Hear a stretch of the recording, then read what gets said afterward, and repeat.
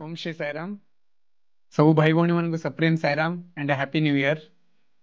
यही वर्ष 2025 आम पालन करने जाऊे भगवान श्री सत्यसाई बाबा जन्म शतवार्षिकी as a centenary offering.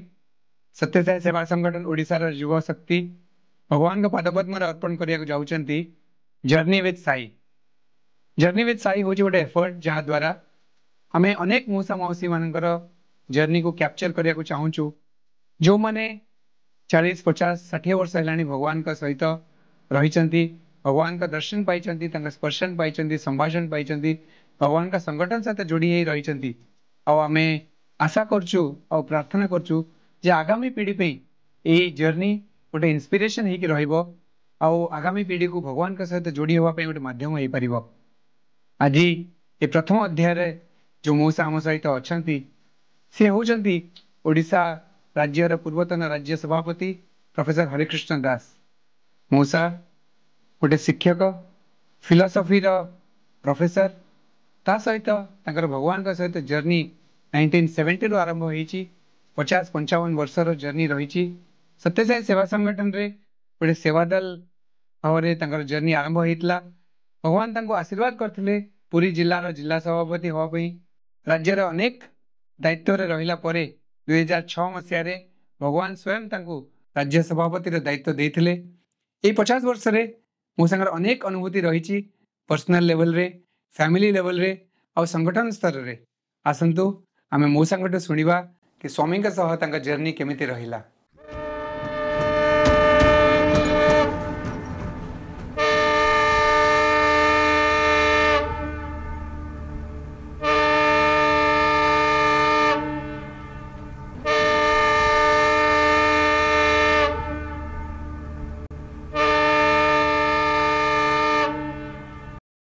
Sairam मौसा केमती अछंती?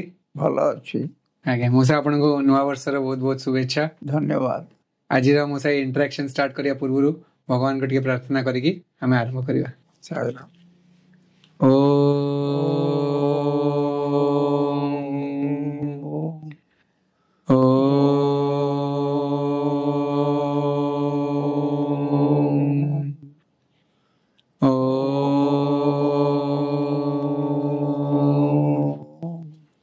साईश्वराय विद्महे सत्यदेवाय धीमहि तन्नः सर्वः प्रचोदयात्। ओम शांति शांति शांति। मौसा प्रथम थर आपण स्वामी को पाखु केबे जाइथिले? 1970 मसीह भगवान को पाखु जाइथिली। अवश्य भगवान हिसाब रे तांको ग्रहण कर नथिली। मोर इच्छा हला जे कौनसी साधु संतंकर साक्षात करी। साधु संतंकर साक्षात कला समय जे स्वयं भगवान आछंती मर्त्यधाम रे ए कथा जानला परे मु सबु छाड़िकी पुटपर्ती गली एवं पुटपर्ती रे स्वामी कर दर्शन पाइली। एवं से दर्शन समय सी होचंती प्रकृत देखा गले परमेश्वर सर्वशक्तिमान सर्वज्ञाता प्रेमर सागर एवं तांको थरे पाई साइला परे आउ कुआडे जीवा को इच्छा हला नहीं। तेणुक मुझे अटकी गली आज पर्यंत अटकी जाइए शेष निश्वास थिला पर्यंत तांको पाद दुईटी धरिक स्मरण करके मो जीवन कटेबी। 1970 मसीह मौसा आपण ऑलरेडी जॉब करथिले कि? 1970 मसीह अध्यापक थी एवं से समय चाकरी करी एवं यही अध्यापक हला समय गोटे मु कहीं दर्शन शास्त्र छात्र शंकराचार्य को द्वारा बहुत आकृष्ट होती। आदि शंकराचार्य से थिले तांकर फिलोसफी थिला अद्वैत वेदांत। तेणुक द्वारा आकृष्ट हो से द्वितीय आउ जन मोर गुरु थे उत्कल माने सत्यवादी मिश्र से होती उत्कलमणि गोपबंधु दास नाती। सी मत सियाड़ को आकृष्ट करते जाइली मझे जहाँ ये भाव में आकृष्ट हो प्रथम थर गली तथ गलापर गोटे जिनस मोर मन आसला अच्छा एक भगवान ଦିଅନ୍ତି ସବୁ ବରଦାନ, କଳ୍ପ ବୃକ୍ଷର ସମସେଇ ତାଙ୍କୁ ଲଭିବା ଆମ ଦେଇ, ଏହି ମାନବ ଜୀବନରେ ଦୁର୍ଲଭ ତନୁ ଧାରଣୀ।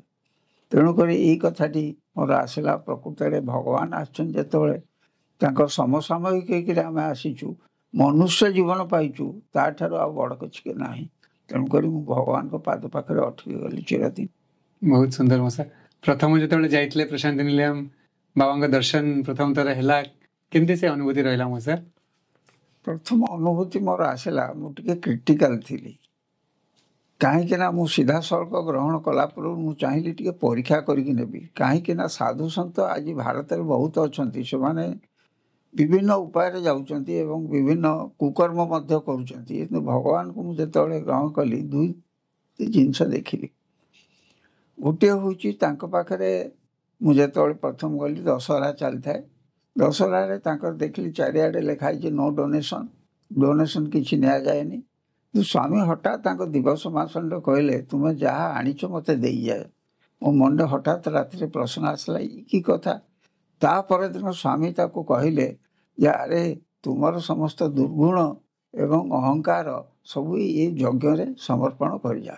ମୋତେ ବହୁତ ଖୁସି ଲାଗିଲା। ମୁଁ କହିଲି ମୁଁ ମାନେ ତଳ ସ୍ତରର ଭାବୁଥିଲି, କିନ୍ତୁ ସ୍ୱାମୀ କେଉଁ ସ୍ତରରେ ଯାଇକିରି ଆମକୁ ପହଞ୍ଚିଲେ। ଦ୍ୱିତୀୟରେ ମୋ ମନରେ ପ୍ରଶ୍ନ ଆସିଲା, ଏଠି କ'ଣ ଧନୀ ଦରିଦ୍ର ଭିତରେ ପାର୍ଥକ୍ୟ କରନ୍ତି? ଯଦି କରନ୍ତି ତାହେଲେ ମୁଁ ତାଙ୍କୁ ଈଶ୍ୱର ହିସାବରେ ଗ୍ରହଣ କରିବି ନାହିଁ। ଯଦି ଗ୍ରହଣ କରିସାରିଛି, କିନ୍ତୁ ମୁଁ ପ୍ରକୃତରେ ଗ୍ରହଣ କରିବି ନାହିଁ। ଏବଂ ମୁଁ ଦେଖିଲି ସେତେବେଳେ କୁଲୱନ୍ତ ହଲରେ ବାଲି ଥାଏ, ବାଲି ଉପରେ ମୁଁ ବସିଥାଉ। ସେ ସମୟରେ ହେଇନଥାଏ, କୁଲୱନ୍ତ ହଲ ନଥାଏ, ସେ ପାଚେରୀ ବସିଥାଉ। ସେଠୁ ସେଥିରେ ଦେଖିଲି ଜଣେ ଭଦ୍ର ବ୍ୟକ୍ତି ମୋ ପାଖରେ ବସିଛନ୍ତି, ତାଙ୍କ ପାଖରେ ଆଉ ଜଣେ ବ୍ୟକ୍ତି ବସିଛନ୍ତି। ସେ ଟିକେ ସାଧାରଣ ପୋଷାକ ପିନ୍ଧୁଛନ୍ତି, ଆଉ ଜଣେ କୋଟ୍ ପ୍ୟାଣ୍ଟ ପିନ୍ଧୁଛନ୍ତି। ସେଠୁ ବାବା ଆସିଲେ, ସେ ଯେଉଁ ଯିଏ ଲୋକଟି ସାଧାରଣ ପୋଷାକ ପିନ୍ଧିଲା ତାକୁ ଭିତରକୁ ଡାକିଲେ ଇଣ୍ଟରଭ୍ୟୁ ପାଇଁ। ମୁଁ ତାପରେ ସେ ଭଦ୍ର ବ୍ୟକ୍ତିଙ୍କୁ ପଚାରିଲି, କହିଲେ ଆଜ୍ଞା ଆପଣ ତ ସେ ବାବୁଙ୍କ ସହିତ କଥାବାର୍ତ୍ତା ହେଉଥିଲେ, ସିଏ ଆପଣଙ୍କର ଚିହ୍ନା ଜଣା? ସେ କହିଲେ ହଁ ମୋର ଚିହ୍ନା ଜଣା। କହିଲେ ଆପଣ କିଏ? ସିଏ କିଏ? ନା ମୁଁ କୋଲକାତା ହାଇକୋର୍ଟର ଜଜ୍ ଅଛି, ସେ ମୋର ଅର୍ଡରଲି ପିଅନ।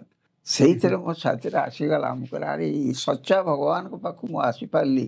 କାହିଁକିନା ଯିଏ ଡିସ୍କ୍ରିମିନେସନ୍ କରନ୍ତି ଅର୍ଡରଲି ପିଅନ ଏବଂ ଜଜ୍ ଭିତରେ, ଅର୍ଡରଲି ପିଅନକୁ ଡାକୁଛନ୍ତି ଇଣ୍ଟରଭ୍ୟୁ, କିନ୍ତୁ ଜଜ୍କୁ ଡାକୁନାହାନ୍ତି।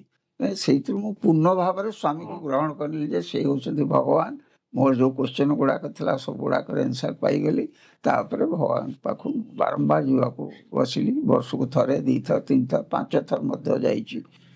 ମିନିମମ୍ ମୁଁ ଗୁରୁ ପୂର୍ଣ୍ଣିମାରେ ନିଶ୍ଚୟ ଯିବି ଏବଂ ଜନ୍ମଦିନରେ ଯିବି। ଗୁରୁ ହିସାବରେ ଗ୍ରହଣ କଲି ଯେତେବେଳେ ଗୁରୁ ପୂର୍ଣ୍ଣିମା, ଏବଂ ଭଗବାନ ହିସାବରେ ଯେତେବେଳେ ଗ୍ରହଣ କଲି ଜନ୍ମଦିନରେ ଯିବାଟା ନିହାତି ଉଚିତ ବୋଲି ମୁଁ ଭାବିଥିଲି। ଆପଣ ଯେହେତୁ ଟିଚର, ଆପଣ ଯାହା ଯାହା ଏକ୍ଜାମ ରଖିଲେ ସ୍ୱାମୀଙ୍କ ପାଇଁ, ସ୍ୱାମୀ ତାହେଲେ ସବୁ ସେଥିରେ ପାସ୍ ହେଇଗଲେ? ହଁ, ଭଗବାନ ସବୁଥିରେ ପାସ୍ ହେଇଗଲେ।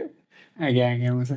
ତାପରେ ମଉସା ଫେରିଲା ପରେ ପୁଟ୍ଟପର୍ତ୍ତିରୁ କେମିତି ଆପଣଙ୍କ ଲାଇଫରେ କିଛି ଚେଞ୍ଜ ଆସିଲା? ପୁଟ୍ଟପର୍ତ୍ତିରୁ ଆସିଲା ପରେ ମୋର ମନେ ହେଲା ଟିକେ ଭଜନ କରିବା ଏବଂ ପୂଜା, ଷୋଡ଼ଶ ଉପଚାର ପୂଜା ଟିକେ କରିବା। ମୁଁ ସେତେବେଳେ ରମାଦେବୀ କଲେଜରେ ଥାଏ, D-type କ୍ୱାର୍ଟର ରୋଡ଼ ସାଇଡ଼ରେ। ମୁଁ ସେଠୁ ସଂଗଠନ ସହିତ ସମ୍ପୃକ୍ତ ନଥାଏ। ତେଣୁକରି 10-12 ଜଣ ଯେଉଁମାନେ ଚିହ୍ନା ପରିଚୟ ଭଜନ ବୋଲନ୍ତି ତାଙ୍କୁ ଡାକିଲି ଘରକୁ। ଡାକିବାକୁ ସନ୍ଧ୍ୟାବେଳେ ସ୍ଥିର କଲି ଏବଂ ସକାଳୁ ପୂଜାଟିଏ କଲାବେଳକୁ ଟିକେ ବିଭୂତି ଏବଂ ଅମୃତ ବାହାରିଲା। ସେଇଥିରୁ ମୁଁ କହିଲି ଯେ ଏଇଟା ବିଭୂତି ଏବଂ ଅମୃତ ବାହାରିଲା ଯେତେବେଳେ ନିଶ୍ଚୟ କିଛି ଗୋଟେ ସ୍ୱାମୀଙ୍କର ଉପସ୍ଥିତି ଅନୁଭବ କଲି। ଏବଂ ମୋ ଫ୍ଲାଟ୍ରେ ଯେଉଁ 4-6 ଜଣ ଆସିଥିଲେ ବସିଥିଲେ ସେଦିନ ସମ୍ପର୍କରେ, ସେମାନେ ଭାବିଲି ଏମାନଙ୍କୁ କାହିଁକି ଭଗବାନ ଡାକିଲେ। ସେମାନେ ଯାଇକି ପୁଟ୍ଟପର୍ତ୍ତିରେ 2ଟା ଫ୍ୟାମିଲି ରହିଗଲେ, ପୁରା ତାଙ୍କ ଜୀବନ କଟେଇ ଦେଲେ। ତେଣୁକରି ପୁଟ୍ଟପର୍ତ୍ତିରେ ସେମାନେ ଜୀବନ କଟେଇଲେ। ମୁଁ କହିଲି କେତେ ବଡ଼ କଥା। ତାପରେ ସନ୍ଧ୍ୟାବେଳେ ମୁଁ ଯେତେବେଳେ ଖାଇବାକୁ ଡାକିଲି 8-10 ଜଣଙ୍କୁ, ଭଜନ ହେଲା, ଭଜନ ସରିଲା ପରେ 45 ମିନିଟ୍ ତାପରେ ଖାଇବାକୁ 10 ଜଣ ଜାଗାରେ ରୋଡ଼ ସାଇଡ଼ରୁ 30 ଜଣ ଖଣ୍ଡେ ପଳେଇ ଆସିଲେ। ମୁଁ ଡରିଗଲି। ମୁଁ କହିଲି ଭୟ ହେଲା। ମୁଁ କହିଲି ଆରେ 30 ଜଣ ହେଲେଣି, ମୁଁ 10 ଜଣଙ୍କ ପାଇଁ ପୁରୀ ତରକାରୀ କରୁଛି, ଟିକେ କ୍ଷୀରି କରୁଛି, ଏଇ 30-40 ଜଣ ହେଲେଣି, କେମିତି ଖାଇବାକୁ ଦେବି? ବାବାଙ୍କୁ କାତରରେ ପ୍ରାର୍ଥନା କଲି, ସ୍ୱାମୀ ଆପଣ ତ ଲୀଳା କରନ୍ତି, ଆପଣ ଟିକେ ରକ୍ଷା କରନ୍ତୁ ମୋତେ, ନହେଲେ ମୋ ଇଜ୍ଜତ ଚାଲିଯିବ। ଦେଖିଲା ବେଳକୁ ସେ ଖାଦ୍ୟ ପରିସିଲା ପରେ ଆହୁରି କିଛି ବଳି ପଡ଼ିଲା। କହିଲେ ଆରେ ଦ୍ୱିତୀୟ ଏଇସବୁ ଶୁଣିଥିଲି ପୂର୍ବରୁ ଯେ ଭଗବାନ ଏମିତି ଖାଦ୍ୟକୁ ମଲ୍ଟିପ୍ଲାଏ କରନ୍ତି, କିନ୍ତୁ ଏଇଟା ମୁଁ ଜୀବନରେ ଅନୁଭବ କଲି ମୋ ଘର ଭିତରେ। ତେଣୁକରି ତାଙ୍କ ପ୍ରତି ମୋର ପୂର୍ଣ୍ଣ ଶରଣାଗତି ଆସିଗଲା କହିବାକୁ ଗଲେ। କେତେ ସୁନ୍ଦର ମୂଷା, ଆମେ ତ ବହିରେ ପଢିଛୁ ନରନାରାୟଣ ଗୁଫା ଆଶ୍ରମରେ ମୂଷା ଯୋଉ ସାଧୁ ସନ୍ଥ ମାନେ ଯାଇଛନ୍ତି ତାଙ୍କୁ ବାବା ଗୋଟେ ବହି ଗୋଟେ ଅକ୍ଷୟ ପାତ୍ର ଦେଇଛନ୍ତି, ଆଉ ସେ ଅକ୍ଷୟ ପାତ୍ରରେ ସବୁଦିନ ସେମାନେ ଖାଆନ୍ତି। ଖାଇବା ପାଉଛନ୍ତି। ଆପଣଙ୍କ ଘରେ ବି ସ୍ୱାମୀ ସେ ଅକ୍ଷୟ ପାତ୍ର ନେଇ ଆସିଲେ, ଶୁଣିକି ବହୁତ ସୁନ୍ଦର ଅନୁଭୂତି ଏଇଟା। ମୂଷା, ଆପଣଙ୍କର ଘର ପରିବାରରେ ବାପା ମା ଭାଇ ଭଉଣୀ ସମସ୍ତଙ୍କୁ ପାଖରେ ଭଗବାନଙ୍କର ମୋର ଉଦ୍ଦେଶ୍ୟ ଥିଲା ଯେ ମୁଁ ଯଦି ସ୍ୱାମୀଙ୍କ ପାଖକୁ ଆସିଲି ତାଙ୍କୁ ଭଗବାନ ହିସାବରେ ଗ୍ରହଣ କଲି, ମୋ ଘରର ସମସ୍ତେ ଗ୍ରହଣ କରନ୍ତୁ। ଏବଂ ସେଇଥିପାଇଁ ସମସ୍ତଙ୍କୁ ଗ୍ରହଣ କରିବା ପାଇଁ ମୋର ଭାଇ, ଆମେ ଚାରି ଭାଇ ଏବଂ ମୋର ଭିଣେଇ ମଧ୍ୟ ଥିଲେ ଜଣେ ଇଞ୍ଜିନିୟର ସିଏ, ଏବଂ ଏମାନଙ୍କୁ ସମସ୍ତଙ୍କୁ ସମ୍ପୃକ୍ତ କରିବାକୁ ଚେଷ୍ଟା କଲି। ସେମାନେ ମଧ୍ୟ ସମ୍ପୃକ୍ତ ହେଲେ, ଘନିଷ୍ଠ ଭାବରେ ସ୍ୱାମୀଙ୍କ ସହିତ ସମ୍ପୃକ୍ତ ହେଲେ। ଏବଂ ସେଇଥିରେ ମୁଁ କହିବି ଯେ ମୋର ଭିଣେଇ ଶଶିଶେଖର ମହାପାତ୍ର ଥିଲେ, ତାଙ୍କୁ ଭଗବାନ ଗୋଟେ ଏଲର୍ଟ କଲେ, ପ୍ରଶାନ୍ତି ନୀଳ ଭିତରେ ଗୃହଟିଏ ଏଲର୍ଟ କଲେ। ଆମେ ଖୁସି ହେଇଗଲୁ, ଯାହା ହଉ ମୁଣ୍ଡ ଉପରେ ଛାତ ଟିକେ ମିଳିଲା, କେତେବେଳେ ଆସିଲେ ରହିବୁ। ତାପରେ ମୋର ବଡ଼ ଭାଇ ହରିରାମ ଦାସ, ଯିଏକି ଜଏଣ୍ଟ ସେକ୍ରେଟାରୀ ଥିଲେ ଫାଇନାନ୍ସରେ, ସେ ଯେତେବେଳେ ଇଣ୍ଟରଭ୍ୟୁ ପାଇଲେ, ସେ ମନ୍ମଥ ଦାସ ଯିଏ ଭାଇସ୍ ଚାନ୍ସେଲର ଥିଲେ ତାଙ୍କ ସହିତ ଗ୍ରୁପ ଇଣ୍ଟରଭ୍ୟୁ ତାଙ୍କୁ ଦେଇଥିଲେ। ସେ ସେଠୁ ବାବାଙ୍କୁ ଗୋଟେ ପ୍ରଶ୍ନ ପଚାରିଲେ, ସ୍ୱାମୀ ଆପଣ ଓଡ଼ିଶା କାହିଁକି ଯାଉନାହାନ୍ତି? ସେଠୁ ବାବା ସେଠୁ ଉତ୍ତର ଦେଲା, ଆରେ ମୁଁ ତ ଓଡ଼ିଶାରେ ସବୁବେଳେ ଅଛି, ଓଡ଼ିଶା ଯିବି କ'ଣ, ତୁ ପ୍ରଶ୍ନ ପଚାରୁଛୁ। ତେଣୁକରି ତାଙ୍କୁ ଏଇ ଉତ୍ତର ଦେଇଥିଲେ। ତାପରେ ସେ ତାଙ୍କର ପ୍ରାପ୍ତ ବୟସ ପର୍ଯ୍ୟନ୍ତ ପୂଜା ଉପାସନା ନଗର ସଂକୀର୍ତ୍ତନ କରୁଥିଲେ, ଶେଷ ମୁହୂର୍ତ୍ତ ପର୍ଯ୍ୟନ୍ତ ନଗର ସଂକୀର୍ତ୍ତନ ଇତ୍ୟାଦି କରୁଥିଲେ। ସେ କହିଲେ ତାପରେ ଦ୍ୱିତୀୟ ଭାଇ ଯିଏ ଡକ୍ଟର ଥିଲେ, ଡକ୍ଟର ହରିହର ଦାସ, ସେ ଥିଲେ ଚେଷ୍ଟ ଆଣ୍ଡ ଟିବିରେ ପ୍ରଫେସର ଥିଲେ, ସିଏ ଗଲେ, ସେ ଯାଇଥାନ୍ତି। ସିଏ ଯେ ଗଲା ପରେ ବାବା ତାଙ୍କୁ ଇଣ୍ଟରଭ୍ୟୁକୁ ଡାକିଲେ, କହିଲେ ଆରେ ତୁ ତ ଡାକ୍ତର, ପେସେଣ୍ଟମାନଙ୍କୁ କ'ଣ କହୁଛୁ, ସବୁ ଉପଦେଶ ଦେଉଛୁ ନା, ସ୍ୱାମୀ ସିଗାରେଟ୍ ଖାଅ ନାହିଁ ଇତ୍ୟାଦି କହୁଛୁ, ଭଲ କଥା କହୁଛୁ ନା, ତୁ ସିଗାରେଟ୍ ଟାଣୁଛୁ ନା? ସେଠୁ ସିଏ ଚୁପ୍ ରହିଗଲେ, କହିଲେ ମୁଁ ସିଗାରେଟ୍ ଟାଣୁଛି ଏ କଥା ସ୍ୱାମୀ ତ ଜାଣିଛନ୍ତି। କହିଲେ ତୁ ଛାଡ଼ିଦେ, ତୁ ଯଦି ପେସେଣ୍ଟକୁ ଯେଉଁ କଥା କହୁଛୁ ସେଇ କଥାଟା ତୁ କରିବୁ କେମିତି ଠିକ୍ ହେବ। ସେ ତାପରେ ସିଗାରେଟ୍ ଖାଇବାଟା ଛାଡ଼ିଦେଲେ, ତା ମାସେ ଦେଢ଼ ମାସ ପରେ ଧୀରେ ଧୀରେ କମେଇକିରି, ଏବଂ ସେ ବିଷ୍ଣୁ ସହସ୍ର ନାମ ସବୁଦିନ କରୁଥିଲେ। ଡାକ୍ତର ହେଲେ ମଧ୍ୟ ସେ ନିଶ୍ଚୟ ବିଷ୍ଣୁ ସହସ୍ର ନାମଟା କରିବେ। ଏବଂ ଏଇଥିରେ ଦେଖାଗଲା ଯେ ମାସେ 2 ମାସ ପରେ ବ୍ରହ୍ମାନନ୍ଦ ପଣ୍ଡା ଯିଏକି ରାଜ୍ୟ ସଭାପତି ଥିଲେ ଡକେଇ ପଠେଇଲେ, କହିଲେ ତୁ ମୋତେ ଦେଖା କରିବ ଗଲେ, କହିଲେ ତୁ କଟକର ଜିଲ୍ଲା ସଭାପତି ଦାୟିତ୍ୱରେ ରହ। ଏବଂ ସେ ଜିଲ୍ଲା ସଭାପତି ଦାୟିତ୍ୱରେ ଥିଲେ ଏବଂ ବହୁତ ଗୁଡ଼ିଏ କ୍ୟାମ୍ପ, ମେଡ଼ିକାଲ କ୍ୟାମ୍ପ ଇତ୍ୟାଦି କରିଛନ୍ତି। ସାନ ଭାଇ ମୋର ସେ ଟିକେ ପଙ୍ଗୁ ଥିଲା, ଗୋଟେ ଗୋଡ଼, ଏବଂ ବାବା ତାକୁ ମଧ୍ୟ ଇଣ୍ଟରଭ୍ୟୁ ଡାକିଲେ। ଇଣ୍ଟରଭ୍ୟୁ ଡାକିକିରି ସେଠୁ କ'ଣ କଲେ ନା, ଆରେ ତୁ କଷ୍ଟ ପାଉଛୁ ବହୁତ। ସେଠୁ ତାଙ୍କ ଗୋଡ଼ଟାକୁ ଆଉଁସି ଦେଲେ, ବାବା ନିଜେ ମେସେଜ କରିଦେଲେ, ତା ଗୋଡ଼କୁ ମେସେଜ କରିଦେଲେ। ମୁଁ ଭୁଲି ପାରିବିନି, ସେ ବି ମଧ୍ୟ ସ୍ୱାମୀ ଭଗବାନ, ଆମେ ସାଧାରଣ ଲୋକ, ତା ଗୋଡ଼କୁ ମେସେଜ କରିଦେଲେ, କହିଲେ ଆଉ କଷ୍ଟ ହେବନି ଯାହା। ତାପରେ ସେ ଜୀବନ ସାରା ହ୍ୱିଲ୍ ଚେୟାର ଯାଇନାହାନ୍ତି, ବାଡ଼ି ଧରିକି ଚାଲିଛନ୍ତି କିନ୍ତୁ ହ୍ୱିଲ୍ ଚେୟାରରେ ଯାଇନାହାନ୍ତି। ତାପରେ ଆଉ ଜଣେ ମୋର ପୁତୁରା, ସେ ଶ୍ରୀରାମଚନ୍ଦ୍ର ଦାସଙ୍କ ସହିତ ଯାଇଥିଲା, ପଲିଟିକାଲ ସାଇନ୍ସର ଗ୍ରୁପ, ସେ ଯାଇଥିଲେ। ସେମାନେ ଆସିକିରି ଯେତେବେଳେ ପହଞ୍ଚିଲେ ପୁଟପର୍ତ୍ତିରେ, ବେଙ୍ଗଲୋର ଯାଇଥିଲେ, ବେଙ୍ଗଲୋରରୁ ପୁଟପର୍ତ୍ତିରେ ପହଞ୍ଚିଲେ, ବାବା ଇଣ୍ଟରଭ୍ୟୁକୁ ଡାକିଲେ। ଶ୍ରୀରାମ ବାବୁଙ୍କୁ ମଧ୍ୟ ଆଶୀର୍ବାଦ କଲେ, ତାଙ୍କର ପିଲା ଛୁଆ ନଥିଲା, ତାଙ୍କର ପୁଅଟିଏ ତାପରେ ହେଲା। ଏବଂ ତାପରେ ୟାକୁ ପଚାରିଲେ ତ ମନଟା କାହିଁ ଦୁଃଖ ଲାଗୁଛି ନା, ସ୍ୱାମୀ ସେ ଚୁପ୍ ରହିଲେ ନା, ମୋ ମା ଦେହ ତ ଖରାପ, ସେ ଟିକେ ମୁଣ୍ଡ ଟିକେ ଅସଜଡ଼ା ଥିଲା। ତେଣୁକରି ଭଗବାନ ସେଠୁ ଗୋଟେ ଔଷଧ ବୋତଲ ସୃଷ୍ଟି କଲେ ଶୂନ୍ୟରୁ, physician sample not for sale ଲେଖା ହେଇଥିଲା। ଗୋଟେ ବଟଲଟେ ସୃଷ୍ଟି କଲେ, ବଟଲଟେ ସୃଷ୍ଟି କରି କହିଲେ ନେଇଯା ତ ମାଆକୁ ଦେବୁ। ଦ୍ୱିତୀୟରେ ସେଠୁ କହିଲେ ତୁ ତ ପରୀକ୍ଷା ଦେବୁ, MA ପଢ଼ିଲୁଣି ପଲିଟିକାଲ ସାଇନ୍ସରେ, କ'ଣ ପରୀକ୍ଷା ଦେବୁ? ଆଉ ସ୍ୱାମୀ ଦେବି କମ୍ପିଟେଟିଭ୍ ଏକ୍ଜାମିନେସନ୍। ସେଠୁ ସେ କମ୍ପିଟେଟିଭ୍ ଏକ୍ଜାମିନେସନ୍ ଯେତେବେଳେ ଦେବାକୁ ଚାହିଁଲେ, ବାବା କଲମଟିଏ ସୃଷ୍ଟି କରିକି ଦେଲେ, ସତ୍ୟମ୍ବଦ ଧର୍ମଞ୍ଚର ଶ୍ରୀ ସତ୍ୟସାଇ ବାବା। ଏଇଥିରେ ଲେଖା ହେଇଛି, ଆଜି ପର୍ଯ୍ୟନ୍ତ ସେ କଲମ ମଧ୍ୟ ଅଛି ତା ପାଖରେ। ସେଇଥିରେ ସେ ପରୀକ୍ଷା ଦେଇକି RBIରେ, ମାନେ ରିଜର୍ଭ ବ୍ୟାଙ୍କ ଅଫ୍ ଇଣ୍ଡିଆରେ ଚାକିରି ପାଇଲା।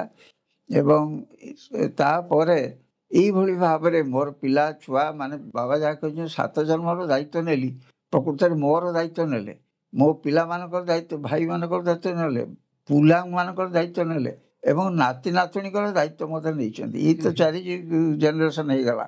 ମୁଁ ଯେଉଁଟା ଶୁଣିଥିଲି ଖାଲି ସେଇଟା ଫଳପ୍ରଦ ହେଲା। ଏବଂ ତାପରେ ଏଇ ତ ଗଲା ପରେ ତାପରେ ମୋର ଏମିତି ଧୀରେ ଧୀରେ ସ୍ତ୍ରୀ ମଧ୍ୟ ସେ ଜଗନ୍ନାଥଙ୍କ ଭକ୍ତ ଥିଲା ପୁରୀର, ସିଏ ମଧ୍ୟ ବାବାଙ୍କ ଆଡ଼କୁ ଢଳିଲା ଏବଂ ପୁଟ ପଟିଗଲା। ଶେଷରେ ସେ ମଧ୍ୟ ଷ୍ଟେଟ୍ ବାଳ ବିକାଶ କୋଅର୍ଡିନେଟର ହେଇପାରିଲା ଭଗବାନଙ୍କ ଦୟାରୁ, ଏବଂ ସେଇଥିରେ ସେ ମଧ୍ୟ ବହୁତ ତାପରେ ସତ୍ୟସାଇ ଓମେନ୍ସ କଲେଜର ପ୍ରିନ୍ସିପାଲ ହେଇକି ଡେପୁଟେସନରେ ତାଙ୍କୁ ବ୍ରହ୍ମାନନ୍ଦ ପଣ୍ଡା ଗଭର୍ଣ୍ଣମେଣ୍ଟରୁ ଆଣିଲେ, ସେ ସେଠି ମଧ୍ୟ କାମ କରୁଛି। ତେଣୁକରି ଏଣ୍ଟାୟାର ଫ୍ୟାମିଲି ସବୁବେଳେ ସାଇ ସଂଗଠନ କୌଣସି ନା କୌଣସି କାମରେ ଆମେ ବ୍ୟସ୍ତ ଥାଉ।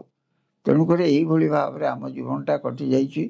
ଏବଂ ତା ବ୍ୟତୀତ ଦେଖାଗଲା ଯେ ସବୁଥିରେ ଭଗବାନ କୃପା କରୁଛନ୍ତି, କାହିଁକିନା କୃପାର ସାଗର, ସେ ପ୍ରେମର ମାନେ ସାଗର।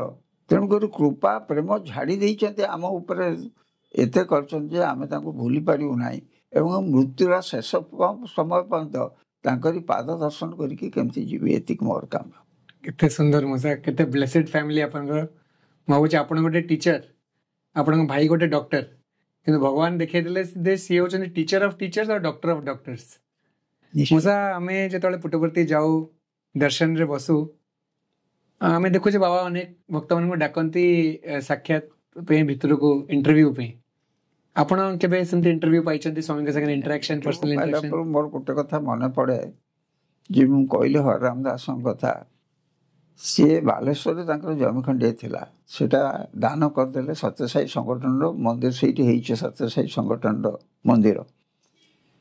ତାପରେ ମୋର ସାନ ଭାଇ ସିଏ ହନୁମାନ ମନ୍ଦିରଟିଏ କରିଛି, ସେ ଯୌଚ ଏଥିରେ ନୁହେଁ, ସାନ ଭାଇ ମରିଗଲାଣି, ତ ସେ ହନୁମାନ ସେ ସରି ପୁଅ, ସିଏ ମଧ୍ୟ ଭଗବାନଙ୍କ ପାଇଁ ଥିଲା, ଶିବ ପୂଜା କରୁଥାଏ। 40 ବର୍ଷ କାଳ କ୍ଷୀର ଢାଳିଛି ଶିବଙ୍କ ଉପରେ, ଗାଁ ଶିବ ଉପରେ, ଗାଁର ଯେଉଁ ଶିବ ମୂର୍ତ୍ତି ଥିଲେ। ଏବଂ ସମସ୍ତେ କିଛି ନା କିଛି ଭଗବାନଙ୍କ କାମରେ ପରୋକ୍ଷ ଭାବରେ, ପ୍ରତ୍ୟକ୍ଷ ଭାବରେ, ପରୋକ୍ଷ ଭାବରେ ମଧ୍ୟ ଯୁକ୍ତ ହୋଇକି ରହିଛନ୍ତି। ଏଇଟା ହିଁ ମୋର ସୌଭାଗ୍ୟ କହିବାକୁ ଗଲେ।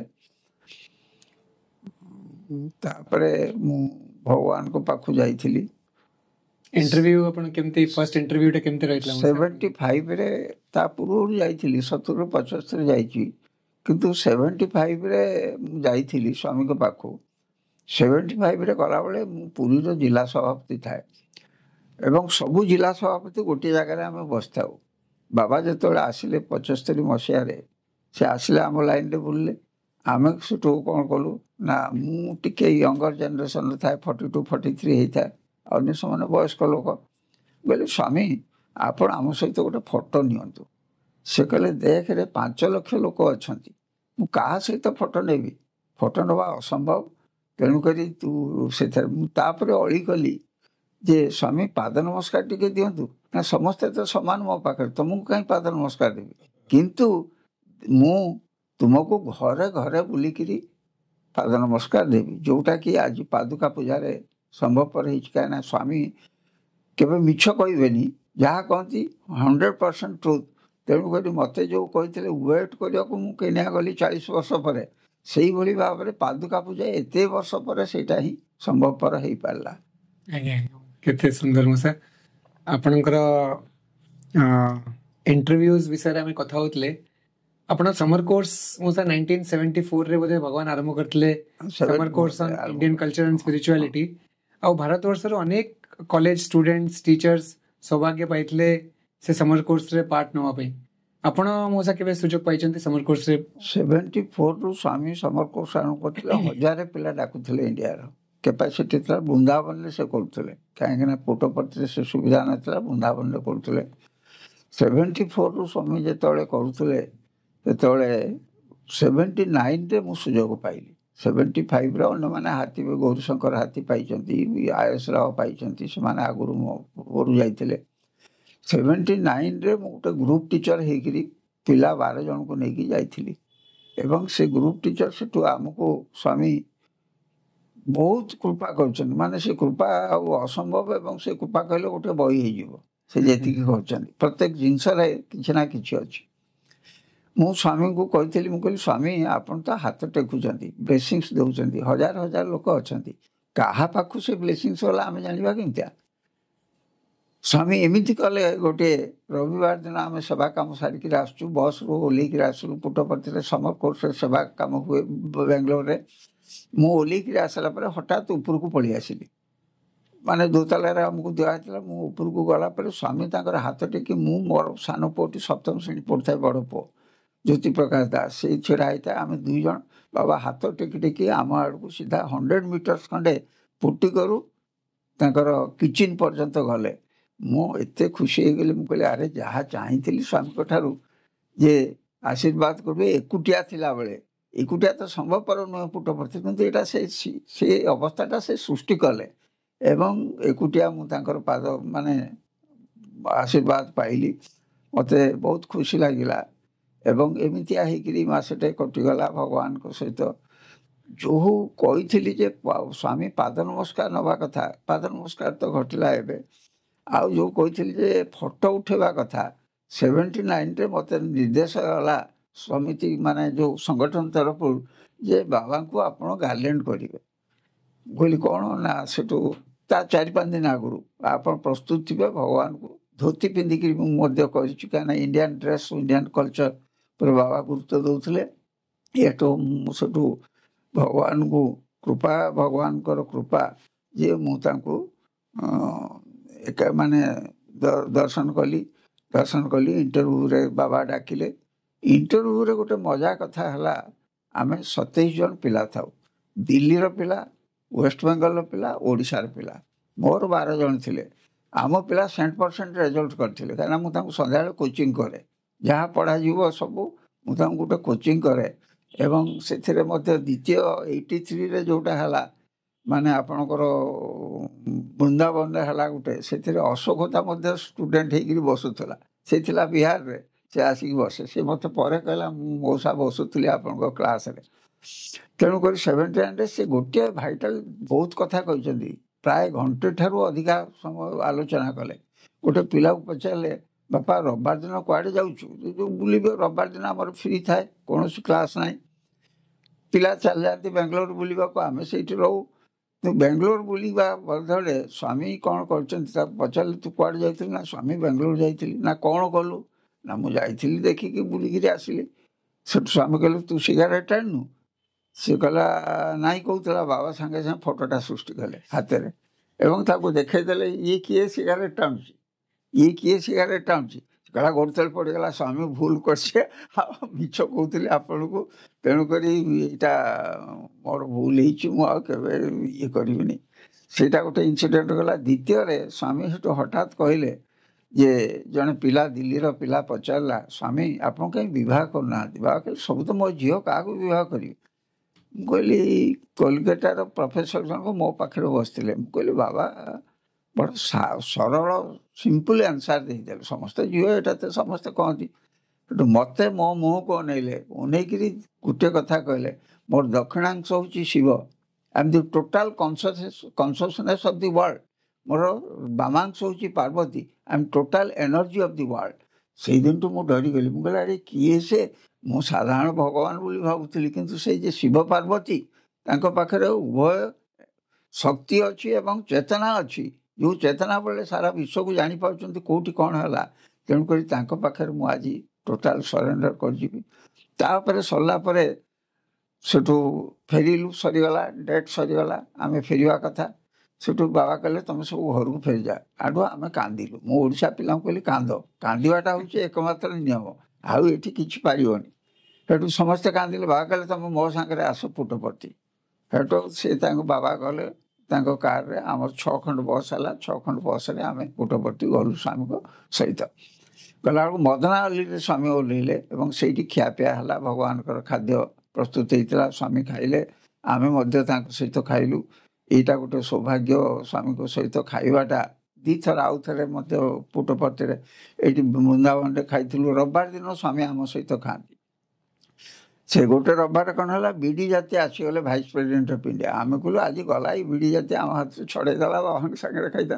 ବାବା କିନ୍ତୁ ଏମିତି କଲେ, ବିଡ଼ି ଜାତି ସହିତ ଅଲଗା ମିଟ୍ କରିକିରି ଆମ ସହିତ ପଙ୍କ୍ତି ଭୋଜନ କଲେ ଏବଂ ପଙ୍କ୍ତି ଭୋଜନରେ ଏତେ ଅଳ୍ପ ଖାଆନ୍ତି କିନ୍ତୁ ଥାଟ ଥାଏ, ମାନେ ସମସ୍ତଙ୍କୁ ଗିନା ବଢ଼ା ହେଇଥିବ, ରୂପା ଗିନା ଇଏ ସେ, କିନ୍ତୁ ଖାଇବା ବେଳକୁ ଟିକେ ଟିକେ ଖାଇଦେଇକିରି ଆସିକି ବୁଲିକିରି ବଜାରରେ ତୁ ଏଇଟା ଖା, ସେଇଟା ଖା, ସେଇଟା ଖା, ଏମିତିଆ କହନ୍ତି। ଥରେ ଗୋଟେ ଝିଅଟିଏ, ସେ ଯାଇଥିଲା ଚିଫ୍ ଇଞ୍ଜିନିୟରଙ୍କ ଝିଅ, ସେ ଥିଲା ସେଠି ଖାଉଥିଲା।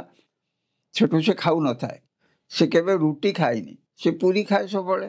ବାବା କହିଲା ଆରେ ଏବେ ଘିଅ ମିଳୁନି, ଦାଦା ଘିଅ ମିଳୁନି, ରୁଟି ଖାଇଦେ। ମାନେ କେତେ ଟିକନିକ ଖବର ରଖିକିରି ସ୍ୱାମୀ ଏବେ ତୁ ସିନା ଖାଉଥିଲୁ ପୁରୀ ଘରେ, ଏଇଠି ପରା ମିଳେନି, ଏଇଠି ପୁରୀ ବର୍ତ୍ତମାନ ଦାଦା ମିଳୁନାହିଁ, ଯେତେବେଳେ ରୁଟି କରିବାକୁ ମୁଁ ବାଧ୍ୟ ହେଉଛି। ତା ସହିତ କଥା ହେଲେ, ତାପରେ ସିଗାରେଟ କଥା ଗଲା, ତାପରେ ସେଇଭଳି ଭାବରେ ଶିବ ପାର୍ବତୀ ହିସାବରେ କହିଲେ। ଆଉ ଏଇଭଳି କହିସାରିଲା ପରେ ଯେତେବେଳେ ଆମେ ଫେରିଲୁ, ଗୋଟିଏ ପ୍ରଶ୍ନ ପଚାରିଲେ ସ୍ୱାମୀ ମଦନ ଆଣିଲେ, କହିଲେ ପୁଟପର୍ତ୍ତି ତମେ ଯାଉଛ, ବେଙ୍ଗଲୋର ଦେଖିଲ, କିଏ ବେଟର? ସେଠୁ ଆମେ କହିଲୁ Swami Bangalore is 1000 times better than Puttaparthi. Swami କହିଲେ no no no, Puttaparthi is 1000 times better than Bangalore. କହିଲେ ଆରେ ମାତୃଭୂମିକି ଏତେ ଭଲ ପାଉଛନ୍ତି ସ୍ୱାମୀ, ତାଙ୍କ ମା ଭଳିଆ, ମାନେ ଯେଉଁଟାକି ଆମ ଶିଖିବା କଥା, ଆମ ଗାଁକୁ କେମିତି ଆମେ ଉନ୍ନତ କରିବୁ, ସେଇଟା ହିଁ ସ୍ୱାମୀଙ୍କର ଉଦ୍ଦେଶ୍ୟ ଥିଲା। ତେଣୁକରି ଏ କଥା କହିସାରିଲା ପରେ ସେଠି ଫେରେ ଆମେ 22 ଜଣ ଥିଲୁ, ଇଣ୍ଟରଭ୍ୟୁ ହେଲା, ଘଣ୍ଟାଟେ ସେଠି 1.5 ଘଣ୍ଟା ଦେଇଥିଲେ, ଏଠି ଘଣ୍ଟାଟେ ଇଣ୍ଟରଭ୍ୟୁ ପରେ ଶେଷ ସରିଗଲା ବେଳକୁ କହିଲେ ତମେ ଯା। ମୁଁ ସେଠୁ କହିଲି ସ୍ୱାମୀ ଆପଣଙ୍କୁ ମୁଁ କହିଥିଲି ସେଠି ଯେ ଆଇ ୱାଣ୍ଟ ପର୍ସନାଲ ଇଣ୍ଟରଭ୍ୟୁ। କହିଲେ ଅନେଇଲେ, କହିଲେ ଆ ଭିତରକୁ।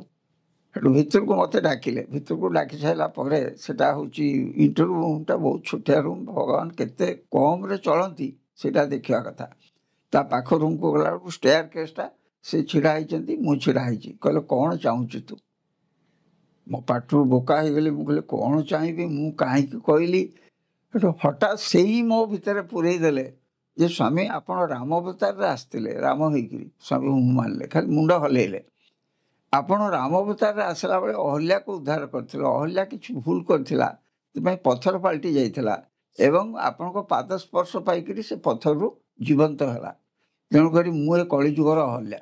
ପୁରା ଡାଇଲଗ ମାରିଲି ଆଉ କ'ଣ, ଭଗବାନଙ୍କ ପାଖରେ ଆସିଲା, ମୁଁ କଳିଯୁଗର ଅହଲ୍ୟା ସଦୃଶ, ମୁଁ ବି ଭୁଲ କରିଛି, ଏଠି ଆସିଛି ବୋଲି ଯେ ଆପଣଙ୍କ ପାଖକୁ ସବୁ ଠିକ୍ ଅଛି ନୁହେଁ, ମୁଁ ବି ଭୁଲ କରିଛି, ମୋତେ ରକ୍ଷା କରନ୍ତୁ। କହିଲେ ତୁ କ'ଣ ଚାହୁଁଛୁ? ଖାଲି ଗୋଟିଏ ସେଣ୍ଟେନ୍ସ କହିଛି, ତୁ କ'ଣ ଚାହୁଁଛୁ? ମୁଁ କହିଲି ଅହଲ୍ୟା ଦେହରେ ଆପଣଙ୍କର ରାମଚନ୍ଦ୍ରଙ୍କ ପାଦ ସ୍ପର୍ଶ ହେଇଥିଲା, ମୋ ମୁଣ୍ଡରେ ପାଦ ଟିକେ ରଖନ୍ତୁ। ମୁଁ ନଇଁ ଗଲି, ବାବା ତାଙ୍କର ପାଦ ଟିକେ ମୋ ମୁଣ୍ଡ ଉପରେ ଥୋଇଦେଲେ। କହିଲେ ହେଲା ତ? ମୁଁ କହିଲି ସ୍ୱାମୀ ସବୁ ମିଳିଗଲା, ମୋର କିଛି ଦରକାର ନାହିଁ ଜୀବନରେ, ଯାହା ଆଶା କରିଥିଲି ଅହଲ୍ୟା ଉଦ୍ଧାର ପର୍ଯ୍ୟନ୍ତ ସେଠୁ ତେଣୁକରି ଆପଣ ମୋତେ ଦେଇଦେଲେ, ମୁଁ ଆଉ କିଛି ଆପଣଙ୍କ ପାଖରେ ଆଶା କରୁନି କି କିଛି ମାଗୁନି। କେତେ ସୁନ୍ଦର ମଉସା ଆପଣଙ୍କର 50-55 ବର୍ଷର ଭଗବାନଙ୍କ ସହିତ ଯାତ୍ରା, ଆଉ ଏଇ 50-55 ବର୍ଷ ଭଗବାନଙ୍କର ସଂଗଠନ ସହିତ ବି ଯାତ୍ରା।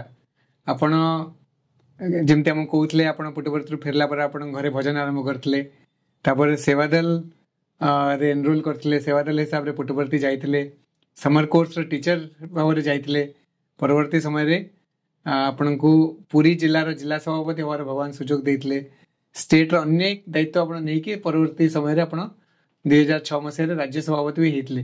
ଏ ସଂଗଠନର ଯାତ୍ରାଟା କେମିତି ରହିଲା, ଆଉ ଆଜ ଅ ସେବାଦଲ ଆପଣ କେମିତି ଭଗବାନଙ୍କଠୁ ବ୍ଲେସିଂସ୍ ପାଇଲେ କି କ'ଣ ଏକ୍ସପିରିଏନ୍ସେସ୍ ପାଇଲେ, ଟିକେ ଆମକୁ କହିବେ। ଭଗବାନଙ୍କର କୃପା, ସେବାଦଳଟିଏ ହେବା ଭାଗ୍ୟର କଥା, ଇଏ ସାଧାରଣ କଥା ନୁହେଁ। କାହିଁକି ନା ଭଗବାନ ତାଙ୍କ ଦୃଷ୍ଟିରେ ସମସ୍ତଙ୍କୁ ସମାନ ଦେଖନ୍ତି, ସେ ଜିଲ୍ଲା ସଭାପତି ହେଉ, ସେ ଷ୍ଟେଟ୍ ପ୍ରେସିଡେଣ୍ଟ ହେଉ, ସେ ସେବାଦଳ ହେଉ, ସେ ବାଳ ବିକାଶ ହେଉ, all are equal in the eyes of ଗଡ୍।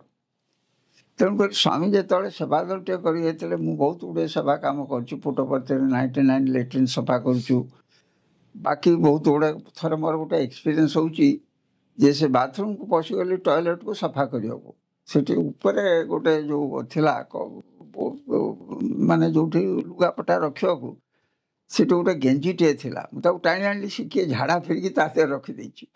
ଭାଇରେ ମୁଁ କହିଲି ଡରିଗଲି, ମୁଁ କହିଲି ଭଳିଆ ଦୃଶ୍ୟ, ଯାହା ହଉ ସେ ଜାଣିନି, ଗାଉଁଲି ଲୋକଟେ କେଉଁଠି ଝାଡ଼ା ଫେରିବାକୁ ହୁଏ ସେ ଜାଣିନି, ସେ ଲେଟ୍ରିନ୍ରେ ପଶିଛି, ସେ ଝାଡ଼ା ଫେରିକି ତା ଦେହରେ ରଖିଦେଇଛି। ଯାହା ହଉ ସେବାରେ ମୁଁ ବହୁତ ସେବା କାମ କରିଛି, ବହୁତ ଥର ସେବା କାମରେ ଯାଇଛି, ଏବଂ ଭଗବାନ ମଧ୍ୟ ସନ୍ତୁଷ୍ଟ ହେଇଛନ୍ତି। ଭଗବାନ ମଧ୍ୟ ଥରେ ମୁଁ କହିଲି ସ୍ୱାମୀ ଆପଣ ଟିକେ ଆଶୀର୍ବାଦ କରନ୍ତୁ, ବସିଛି ଲାଇନ୍ରେ, ସେଠୁ ଆଶୀର୍ବାଦ କରିଲା ବେଳକୁ ମୁଁ କହିଲି ମୋ ମୁଣ୍ଡ ଉପରେ ହାତ ରଖିଲେ ଆଶୀର୍ବାଦ ହେବ ନା, ତା ପରବର୍ତ୍ତୀ ସେଠୁ ଭଗବାନ ଆସିଲେ, ମୁଁ ତାକୁ ପାଦ ଦୁଇଟାକୁ ଧରି ପକେଇଲି, ପାଦ ଛୁଇଁଲା ବେଳକୁ ସିଏ, ମୁଁ ଆଉ ଜାଣିନି ସିଏ ଆସେ, ମୁଁ କହିଲେ ଆଶୀର୍ବାଦଟାକୁ ଭୁଲିଗଲି। କିନ୍ତୁ ପରବର୍ତ୍ତୀ ଫଟୋ ଯେତେବେଳେ ଦେଖିଲି ସେଠିକାର, ଦେଖିଲି ମୋ ମୁଣ୍ଡ ଉପରେ ହାତ ରଖିଛନ୍ତି। ଆଇ ୱାଜ୍ ସୋ ଇମୋସନାଲ ଯେ ମୁଁ ତାଙ୍କ ପାଦଟାକୁ ଧରିଛି, ମୁଁ ଭୁଲି ଯାଇଛି ଯେ ସେ ମୋ ମୁଣ୍ଡ ଉପରେ ହାତ ରଖିଛନ୍ତି ବୋଲି। କିନ୍ତୁ ଏଇଭଳି ଭାବରେ ବହୁତ ଗୁଡ଼ିଏ ମୁଣ୍ଡ ଉପରେ ହାତ ରଖିଛନ୍ତି, ପାଦ ନମସ୍କାର ଦେଇଛନ୍ତି। ବହୁତ ଘଟଣା ଘଟିଛି ଏବଂ ଶେଷରେ ବହୁତ ଗୁଡ଼ିଏ ଏମିତି ଜୀବନରେ ବହୁତ ଅନୁଭୂତି ଅଛି, ସେଗୁଡ଼ିକ ଏଠି ସଂକ୍ଷେପରେ ବଖାଣିବା ଆପଣ ସମ୍ଭବପର। ଯେତେବେଳେ ସେବାରେ ଯାଆନ୍ତି ସ୍ୱାମୀ ସମସ୍ତଙ୍କୁ ସବୁ ସେବାଦଲ ମାନଙ୍କୁ ପାଦ ନମସ୍କାର ଦିଅନ୍ତି। ଆମେ ଏମିତି ବି ଶୁଣିଛୁ ଯେ ଇଭେନ୍ ଇଫ୍ 300-400 ସେବାଦଲ ଥିଲେ ବି ସ୍ୱାମୀଙ୍କ ମାଇଣ୍ଡରେ ଜଣେ ଜଣେ ସେବାଦଲକୁ ବି ସେ ଖୋଜୁଥାନ୍ତି ତା ଭିତରେ। ଆପଣ ସେଭଳିଆ କେବେ ଏକ୍ସପିରିଏନ୍ସ କରିଛନ୍ତି ମୋ ସାର୍? ସେମିତି ଦୁଇଟି ଏକ୍ସପିରିଏନ୍ସ। ଥରେ ମୁଁ ସେବାଦଳରେ ଥିଲାବେଳେ ପିତବାସ ଭାଇ ଆମର ଷ୍ଟେଟ୍ କୋଅର୍ଡିନେଟର ଥାଏ, ସେଠୁ ତାକୁ ଡାକିଲେ, ମାନେ ଭଗବାନ ଆମେ ଲାଇନରେ ବସିଥିଲୁ, ମୋତେ ଡାକିଲେ, କହିଲେ ଆସ। ସେଠୁ ବିଭୂତି ସୃଷ୍ଟି କଲେ, ପିତବାସ ଭାଇ ହାତରେ ଦେଲେ, ସିଏ ମୋତେ ଦେଲା, ତାକୁ ଦେ, କାହିଁକିନା 2 ଜଣଙ୍କୁ ଡାକିଥିଲେ ଯେତେବେଳେ ଆମର, ତେଣୁକରି ବିଭୂତି ତାଙ୍କର କ୍ରିଏଟେଡ୍ ବିଭୂତି ମଧ୍ୟ ତାଙ୍କ ଦୟାରୁ ମିଳିଥିଲା। ଏବଂ ଆଉ ଥରେ କ'ଣ ହେଲା ନା, ଆଉ ଗୋଟେ ଇନସିଡେଣ୍ଟ ଘଟିଲା ଯେ ମୁଁ 83ରେ ବୋଧେ ଯାଇଥାଏ ସେବାଦଳକୁ, ମୋ ସହିତ ସଚିନ ଅନ୍ଧ ଯାଇଥାନ୍ତି। ଆମେ ଟିକେ 2-3 ଦିନ ଡେରିରେ ପହଞ୍ଚିଲୁ। ସେବା କାମ ଆରମ୍ଭ ହୋଇଯାଇଥାଏ। ମୁଁ କହିଲି ଏଇଠି ଆସିକି ବସିବାଟା ତ ଉଚିତ ନା, ସେବା କାମ ଆମର ଯିବାନି, ଲାଇନରେ ବସିବାନି କି ପାଦ ନମସ୍କାର ନେବାନି, ସେବା କାମ କରିବାକୁ ତ କେହି ମନା କରିବେନି। ଆମେ ସେଠୁ SP ଘୋଷ ଥାନ୍ତି ସେଥର ଚାର୍ଜରେ, ଚିଫ୍ ଇଞ୍ଜିନିୟର ଥାନ୍ତି, ସେ ଥାନ୍ତି। କହିଲି ଭାଇନା ଆମେ ଟିକେ ସେବା କରିବୁ। ନା ସେବା କରୁନ, ସେବା କରିବାର ମନା କ'ଣ, କିଏ ମନା କରିବ ତୁମକୁ? ସେବା କଲୁ। ଲାଷ୍ଟ ଦିନ ଭଗବାନ ପାଦ ନମସ୍କାର ପାଇଁ ଡାକିଲେ। 2ଟା ପାଦ ନମସ୍କାର ମୋର ଇନସିଡେଣ୍ଟ ଅଛି। ପାଦ ନମସ୍କାର ପାଇଁ ଡାକିଲେ, ସେଠୁ ଆମେ 2 ଜଣ କରୁନି, ସେ ଚୁଏ ଗଲେ ନା ଆମେ ତ ପୁରା କରୁନୁ କାମ, ଆମେ କାହିଁ ତା ଭିତରେ ବସିବା। ସେଠୁ ବାବା ପଚାରିଲେ ସେଦିନ, ତମେ କେତେ ଜଣ ଅଛ ସେବା ଦଳ ଅଛନ୍ତି? ନା 358। ସେ ଗଣିକି ଯାଇଥାନ୍ତି ନୋଟ୍ କରିକି। ବାବା କହିଲେ नो, ପଳେଇଲେ। ତାପରେ ବେଳେବେଳି ବସିଲେ, ସେଇ 358 ଦ୍ୱିପରେ ଗଣାଗଣି କଲେ, ଆରେ ଭୁଲ ରହିଲା କି ସେ 358 କହିଲେ। ସେଠୁ ସେ କହିଲେ नो। ତା ପରଦିନ ସେ ଯାଇକିରି 368। ସେଠୁ ତା ପରଦିନ ଘୋଷ ଭାଇ ଆମକୁ ଧରିଲା, କହିଲା ଭାଇ ଆପଣ ନ ଗଲେ ଆମ ପାଦ ନମସ୍କାର ଯିବ, ଓଡ଼ିଶା ଲୋକ ପାଦ ନମସ୍କାର ପାଇବେନି, ଆପଣ ଆମକୁ ଏମିତି ହଇରାଣ କରନ୍ତୁନି। ମୁଁ କହିଲି ଆପଣ ଯଦି ଏମିତି କଥା କହୁଛନ୍ତି ତାହେଲେ ଆମେ ଯିବା ବସିବା। ଏଠି ବସିଲୁ। ସେ କହିଲେ 370। ସେଦିନ କହିଲେ ଯେ ପଚାରିଲେ ଭଗବାନ 370 ରାଇଟ୍। ସେଠୁ ଭଗବାନ ପାଦ ନମସ୍କାର ଦେଇକିରି ଗଲେ। ମାନେ ଆପଣ 2 ଜଣ ସେବାଦଲଙ୍କ ପାଇଁ ଭଗବାନ ଅପେକ୍ଷା କରିଥିଲେ, ଗୋଟେ ଦିନ ମାନେ ପାଦ ଲୁହ ନମସ୍କାର ଆସିଯାଉଛି, ପ୍ରକୃତରେ ଲୁହ ଆସିଯାଉଛି। ଭଗବାନ କେତେ ଆମ ଭଳିଆ ଅଯୋଗ୍ୟ ଲୋକକୁ ସେ ସେବା ଦଳ ହିସାବରେ ନେଇକିରି ସେ କେମିତି ପାଦ ନମସ୍କାର ଦେଲେ। ପ୍ରକୃତରେ ମୋତେ ଅସମ୍ଭବ ଲାଗେ ଏଇ ପାଦ ନମସ୍କାର ପାଇବାଟା। ଏବଂ ଯେତେବେଳେ ରାଜ୍ୟ ସଭାପତି ଥିଲି ସେତେବେଳେ ବନ୍ଦ ହେଇଯାଇଥିଲା ପାଦ ନମସ୍କାର। ତଥାପି ମୁଁ ଭଗବାନଙ୍କ ପାଖରେ 27 ଥର ପାଦ ନମସ୍କାର ନେଇଛି ଏବଂ ସବୁଥର ସ୍ୱାମୀ ଆଶୀର୍ବାଦ କରିଛନ୍ତି ଏବଂ ସବୁଥରେ ମାନେ ସେ ସମୟରେ ବନ୍ଦ ଥିଲେ ମଧ୍ୟ ମୁଁ ପାଦ ନମସ୍କାର ନେଇଛି। ସ୍ୱାମୀ ପାଦ ବଢ଼େଇ ଦିଅନ୍ତି, ଆପଣ କ'ଣ କରିବେ, ପାଦଟାକୁ ଛୁଇଁବେ ତ? କାହିଁକି ମୁଁ ଜାଣିନି, ମୋର ଯୋଗ୍ୟତା ନାହିଁ, କିନ୍ତୁ ସ୍ୱାମୀଙ୍କର ଅପାର କୃପା ଇଏ ହେଉଛି ପାଦ ନମସ୍କାର ପାଇବାଟା। ଦର୍ଶନେ ପାପନାଶନମ୍, ସମ୍ଭାଷଣ ସଙ୍କଟ ମୋଚନମ୍, ସ୍ପର୍ଶନମ୍ କର୍ମନାଶନମ୍। ସ୍ପର୍ଶ କଲେ କର୍ମନାଶ ହେଇଯିବ, ଆମର ସାରା ଜୀବନର କର୍ମନାଶ ହେଇଗଲା। କାହିଁକିନା ଆମେ ଯଦି ସ୍ୱାମୀଙ୍କର ପାଦ ଟିକେ ଛୁଇଁଲୁ ଆମର କର୍ମ ପ୍ରାରବ୍ଧ ଖଣ୍ଡନ ହେଇଗଲା। ତେଣୁକରି ଏ ସୁଯୋଗଟା ଓଡ଼ିଶାବାସୀଙ୍କୁ ସମସ୍ତଙ୍କୁ ଭଗବାନ ବହୁତ ଦେଇଛନ୍ତି, ଏଥିରେ ଆଉ ଭୁଲିବାର ନୁହେଁ। ଓଡ଼ିଶାର ମୋ ସାର୍ 3ୟ ରାଜ୍ୟ ସଭାପତି ହେଲା ପରେ କ'ଣ ଆପଣଙ୍କ ଅନୁଭୂତି ରହିଲା ଭଗବାନଙ୍କ ସହିତ? ପ୍ରକୃତରେ ମୁଁ ରାଜ୍ୟ ସଭାପତି ହେବାର ମୋର ଇଚ୍ଛା, ମାନେ ମୋର ଉଦ୍ଦେଶ୍ୟ ନଥିଲା କି ମୁଁ ମାନେ ଜାଣିନଥିଲି। କିନ୍ତୁ ତା 2 ବର୍ଷ ପୂର୍ବରୁ ପୁରୀର ଗଜପତି ଭାଇ, ଆମର ଯେଉଁ ଗଜପତି ଭାଇ, ତାଙ୍କୁ ଇଣ୍ଟରଭ୍ୟୁ ଡାକିଥିଲେ। ସେ ମୋତେ କହିନଥିଲେ, ସେ ଇଣ୍ଟରଭ୍ୟୁକୁ ଡାକିକି କହିଲେ, ସେ ପଚାରିଦେଲେ ହଠାତ୍, ସ୍ୱାମୀ ଆଏସରାଙ୍କ ପରେ କିଏ ହେବ ଷ୍ଟେଟ୍ ପ୍ରେସିଡେଣ୍ଟ? ନା ମୁଁ ସେ ତାକୁ କରିବି, ମୋ ନାଁଟା ଧରିଥିଲେ। ସେ ଆଉ ଲୁଚେଇକି ରଖିଥିଲେ, କାହିଁକିନା କାଳେ ହେବ ନ ହେବ। ତାପରେ ମୋତେ ଯେତେବେଳେ ଆସିଲା ଯେ ଚିଠିଟିଏ ଆସିଲା ଭଗବାନଙ୍କ ପାଖରୁ, ଅଫିସରୁ ଆସିଲା, ମୋର ଏବଂ ସଚିବ ମହାପାତ୍ରଙ୍କର ଟ୍ରଷ୍ଟ କନଭେନର, ମୋର ହେଉଛି ଷ୍ଟେଟ୍ ପ୍ରେସିଡେଣ୍ଟ। ଗୋଟେ ଚିଠି ଆସିଲା ଏବଂ ବାୟସରାव ସ୍ୱାମୀ ଇମିଡ଼ିଏଟଲି ଫୋନ୍ କଲେ, କହିଲେ ଆଜି ଆସ, ତୁମର ଗୋଟେ ଶୁଭ ଖବର ଅଛି। ମୁଁ କହିଲି କ'ଣ ଶୁଭ ଖବର ଅଛି, ଯିବା। ସେଠୁ ତାପରେ ସଚିବ ଭାଇକି ଧରିଗଲା ବେଳକୁ ସେ ଚିଠିଟି ବଢ଼େଇ ଦେଲେ, କହିଲେ ସ୍ୱାମୀ ତୁମକୁ ଦେଇଛନ୍ତି ଯେ ଷ୍ଟେଟ୍ ପ୍ରେସିଡେଣ୍ଟ ଦାୟିତ୍ୱ ରହିବ, ସେ ଟ୍ରଷ୍ଟ କନଭେନର ଦାୟିତ୍ୱ ରହିବ। କହିଲେ ଭଗବାନଙ୍କର ଇଚ୍ଛା, ତାକୁ ତ ମନା କରିବାର ନାହିଁ, ଯଦି ଇଚ୍ଛା ଥାଉ ନଥାଉ।